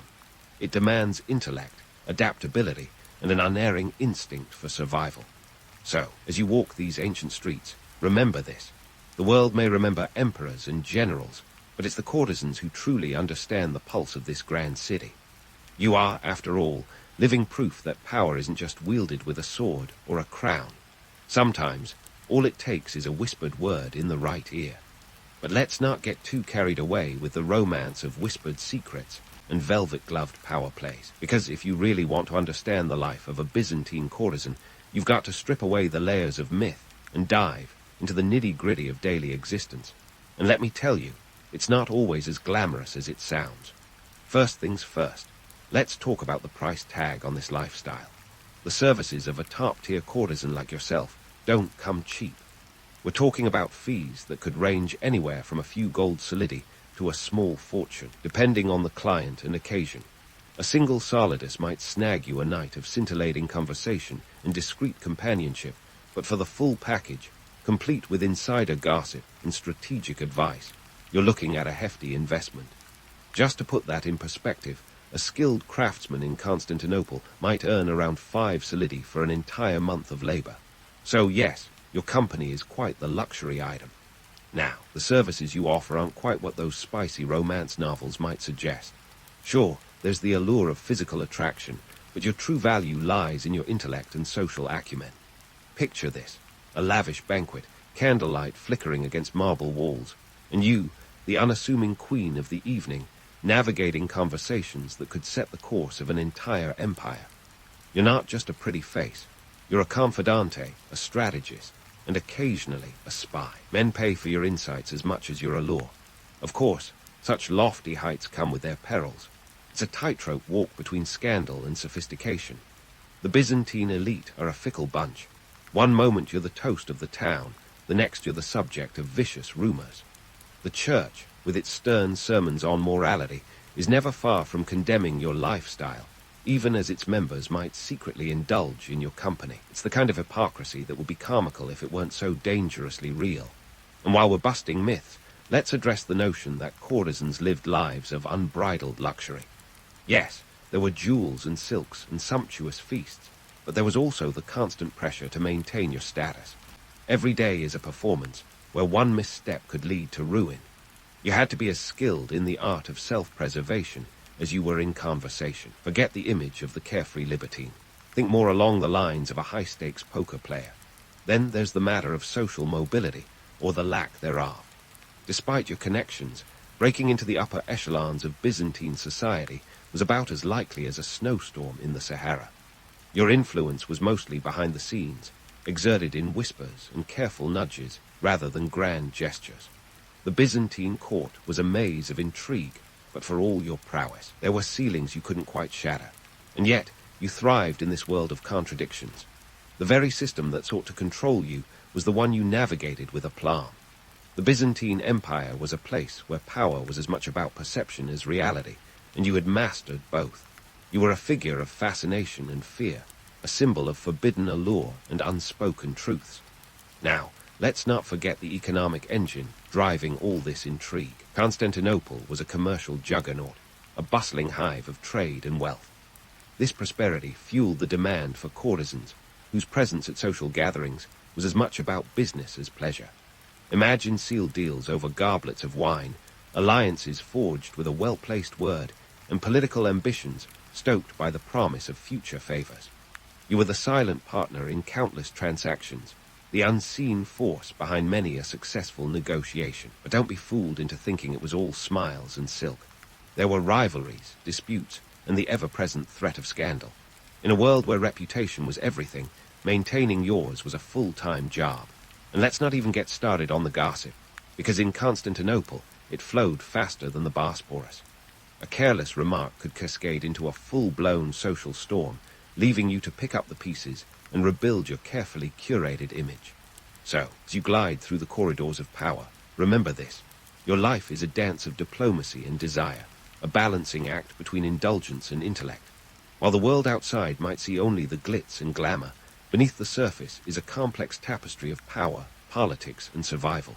You are in many ways the ultimate pragmatist, navigating a world where every word, every gesture, holds potential for both opportunity and disaster. This is the reality behind the truth that history often glosses over in favor of more palatable tales. But you, savvy courtesan of Constantinople, know better. You live in a world where every encounter is a potential game changer, where the stakes are high and the rewards even higher. You, my friend, are a player in one of history's most fascinating dramas, and every day is a new act. So, here you are, waltzing through the corridors of Byzantine intrigue, where the stakes are as high as the minarets of Hagia Sophia. But let's not kid ourselves. This isn't just a game of clandestine affairs and whispered secrets. No, you're navigating a labyrinth of political machinations that would make even Machiavelli raise an eyebrow. And in this world, courtesans like you are more than just eye candy.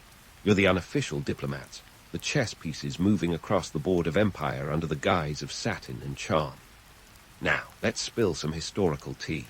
In the Byzantine realm, the line between lover and diplomat was thinner than a Byzantine gold leaf.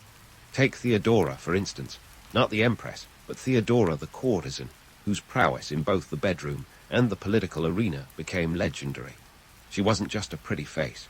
She had the ear of powerful men, including Emperor Constantine Roman VII himself. In a city where alliances shifted like the winds over the Bosporus, her influence was a currency as valuable as any gold solidus. And let's talk about those solidi. Remember, a single one of these gleaming coins could buy you a month's worth of lavish dinners or a particularly spiffy new tunic. So how did courtesans like Theodora manage to leverage their positions? Well, it wasn't with just a bat of the eyelashes. You had to know your theology from your Homer and your politics from your poetry. Imagine being the confidante of state secrets, where a misplaced word could unravel an entire political strategy. The Byzantine court was a spider web of intrigue, and you were the arachnid at the center, hearing vibrations from every corner of the empire.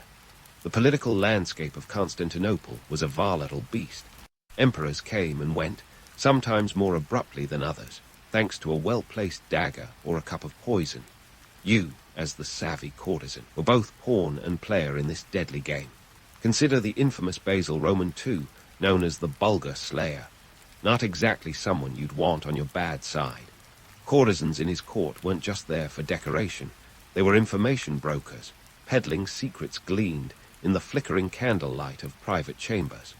It's no surprise that Basil, with his penchant for ruthless efficiency, kept a close circle of trusted courtesans who could provide insights into the shifting sands of Byzantine politics.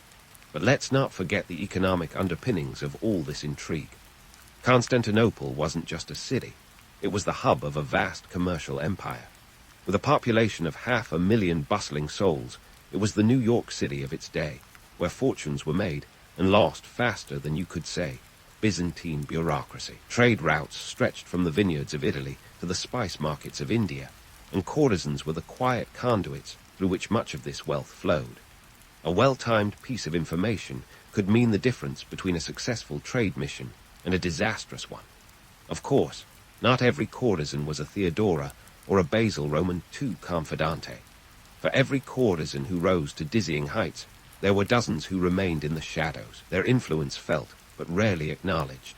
These women were the unsung heroines of Byzantine diplomacy, their contributions often erased from the annals of history in favor of more palatable tales of kings and conquerors. Yet, they were the ones who understood the true pulse of the empire, the heartbeat beneath the marble and gold. And here's a juicy tidbit. The Byzantine court was a masterclass in hypocrisy. While the church pontificated on virtue from their gilded pulpits, behind closed doors, even the most pious of bishops were not immune to the charms and counsel of a well-placed courtesan. This duality was the essence of Byzantine life, where the holy and the profane danced a complicated waltz, each step choreographed with the utmost precision. You might think that courtesans were mere spectators in this grand performance, but you'd be wrong.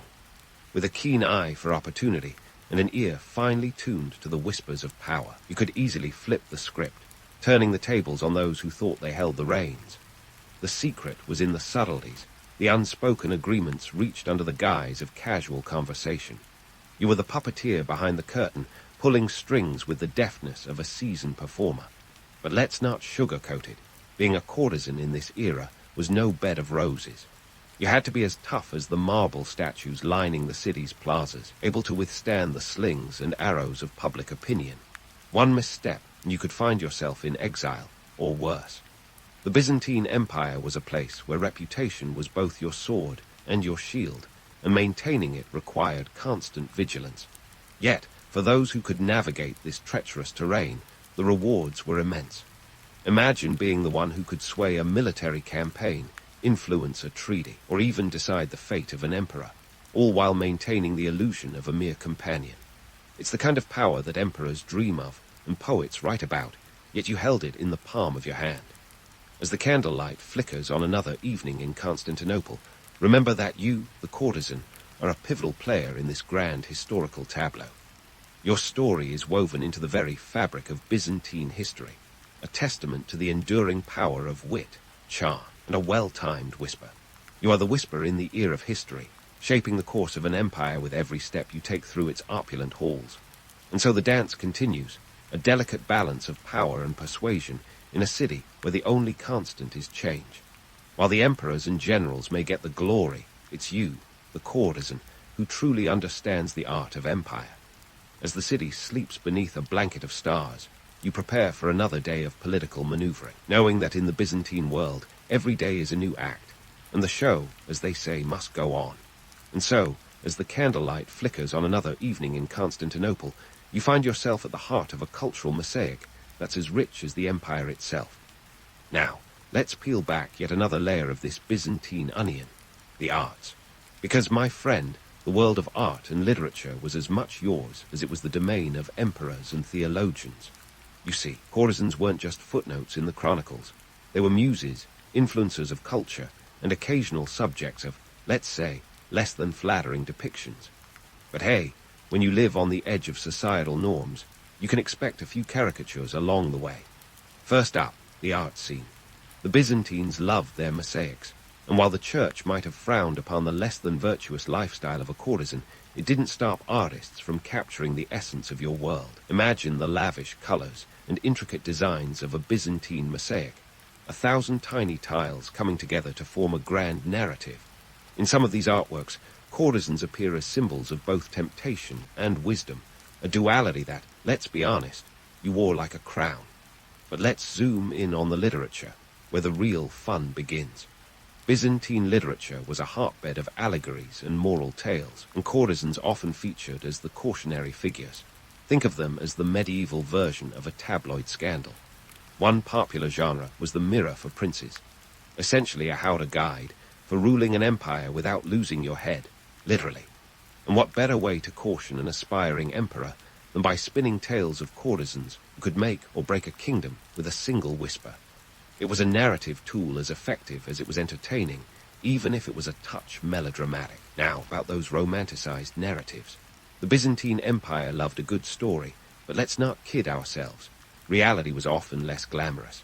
While literature would have you believe in the trope of the fallen woman, redeemed by love or divine intervention, the truth was far more complex. Courtesans were shrewd operators in their own right, navigating a labyrinth of social and political pitfalls. They were less about swooning and more about strategy.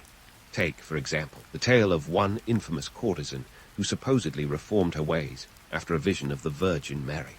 Sounds heartwarming, right? Except the reality was probably closer to a shrewd repositioning to maintain status in a society that could be fickle in its affections. In the Byzantine world, survival often meant reinventing yourself, not unlike a modern-day PR makeover. Speaking of reinvention, let's not forget the role of humor in these narratives. Byzantine humor was a peculiar beast, full of irony and wit. Courtesans were often the butt of jokes, sure, but they also wielded humor as a weapon. Imagine a symposium where a well-timed quip could deflate the ego of even the most pompous official. In a society obsessed with decorum, laughter was a subversive force, and courtesans wielded it with the precision of a scalpel. But here's the kicker. These tales of courtesans have managed to shape modern perceptions in ways the Byzantines could never have imagined. Fast forward a millennium, and you'll find echoes of Byzantine courtesans in everything from romantic novels to modern cinema. They've become archetypes, the mysterious seductress, the wise confidante, the tragic figure. And while the reality was often grittier, the allure of the courtesan as both muse and strategist endures. So, what does this tell us about human nature?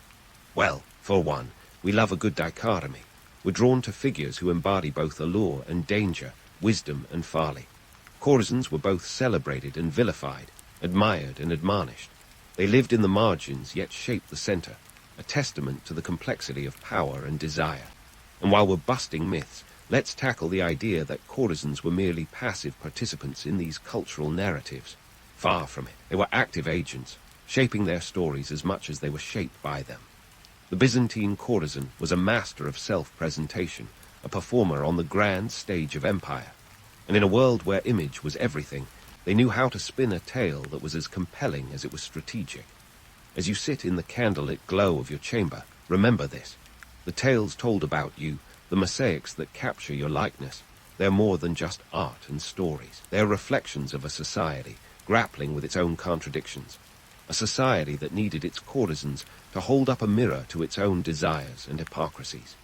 In this dance between fact and fiction, between art and reality, you, the courtesan, remain a figure of enduring fascination. Your legacy is woven into the very fabric of Byzantine culture, influencing generations long after the empire's fall. So raise a goblet to the power of myth and the reality of history, and prepare for the next act in this grand Byzantine drama, where the lines between legend and life blur, and the show, dear friend, must go on. So, as you raise that goblet, let's dive into the fascinating legacy of Byzantine courtesans, because these historical figures have more layers than a milfoil pastry. When you strip away the romanticized veneer, what you find is a testament to human resilience, adaptability, and the ever-enticing dance of power dynamics. And let's not kid ourselves. Power is the ultimate aphrodisiac, whether you're a 10th century courtesan or a modern-day mogul. Now, here's a curveball for you. When we talk about courtesans, we're not just discussing women who lived on the fringes of societal norms.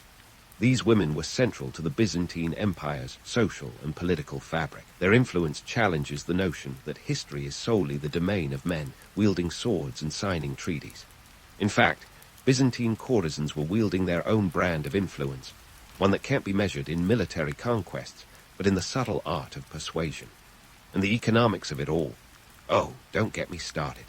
In a society where a gold solidus could buy you a month's worth of lavish living, courtesans were not just surviving, they were thriving. These women had cracked the code of economic independence long before it was fashionable. Sure, they weren't running multinational corporations. Those didn't exist. But their ability to navigate and manipulate the Byzantine economy was nothing short of entrepreneurial genius. Imagine negotiating your way through a marketplace of 500,000 people, each transaction a calculated move in the grand chess game of survival. Politically, these women were like the proverbial canaries in the coal mine. They understood the undercurrents of Byzantine politics better than most court officials. Their chambers were where alliances were tested and secrets were shared. And while the official accounts might brush over their contributions, make no mistake, they were the silent architects of many a political maneuver. If you're picturing a Game of Thrones scenario, you're not far off, minus the dragons, of course. But let's not gloss over the cultural impact. These women were influencers long before Instagram made it cool. They were muses to poets, subjects of art, and the secret confidantes of philosophers. The art and literature of the time often painted them in a dual light, both revered and reviled. Yet their presence in these works underscores a society that was both fascinated and terrified by their power. It's a tale as old as time. Society loves to pigeonhole women into categories, yet these courtesans defied every attempt to do so. Now, let's throw some shade on the myths. The romantic notion of the courtesan as a tragic figure redeemed by love, total fiction. These women were not waiting for a knight in shining armor to save them. They were the architects of their own destinies, navigating a maze of societal expectations with the precision of a master strategist. They understood that power was not just about who sat on the throne, but who whispered in the ear of the one who did. And while we're in the business of busting myths, Let's address the idea that these women were passive participants in their own stories. Far from it. They were proactive, often outsmarting their male counterparts with a flick of the wrist and a well-timed smile. They were the original disruptors in a system that sought to keep them in the shadows. In that sense, they were the ultimate rebels, challenging the status quo with every step they took through the gilded halls of Byzantine power. Fast forward to today, and what do we see? The legacy of these courtesans is still felt in modern debates about gender and power. They remind us that influence is not always loud and visible. Sometimes, it's a quiet force that shapes the world from behind the scenes. In many ways, they were the precursors to modern-day power players who operate in the liminal spaces of society, challenging norms and redefining what it means to wield influence. So, as you ponder the legacy of these Byzantine marvels, remember this. History is not just the story of kings and conquerors. It's a tapestry woven with the threads of countless lives, each contributing to the broader narrative in ways both seen and unseen. The courtesans of Byzantium were not just footnotes. They were chapters in their own right, challenging us to rethink our assumptions about gender, power, and the very nature of influence. As the candles flicker and the city of Constantinople fades into the annals of history, the lessons of the courtesans remain. They teach us about resilience, intelligence, and the art of survival in a world that often tries to write you out of the story. They remind us that power isn't always about the loudest voice in the room. Sometimes, it's the quiet whisper that changes the course of history. And there you have it, the grand finale of our journey through the lives of Byzantine courtesans. A tale of complexity and contradiction, where the lines between legend and reality blur like the edges of a mosaic. So, the next time you find yourself pondering the intricacies of history, spare a thought for these remarkable women. Because while emperors and generals may have written the headlines, it was the courtesans who understood the subtext. And that, my friend, is where the real story lies.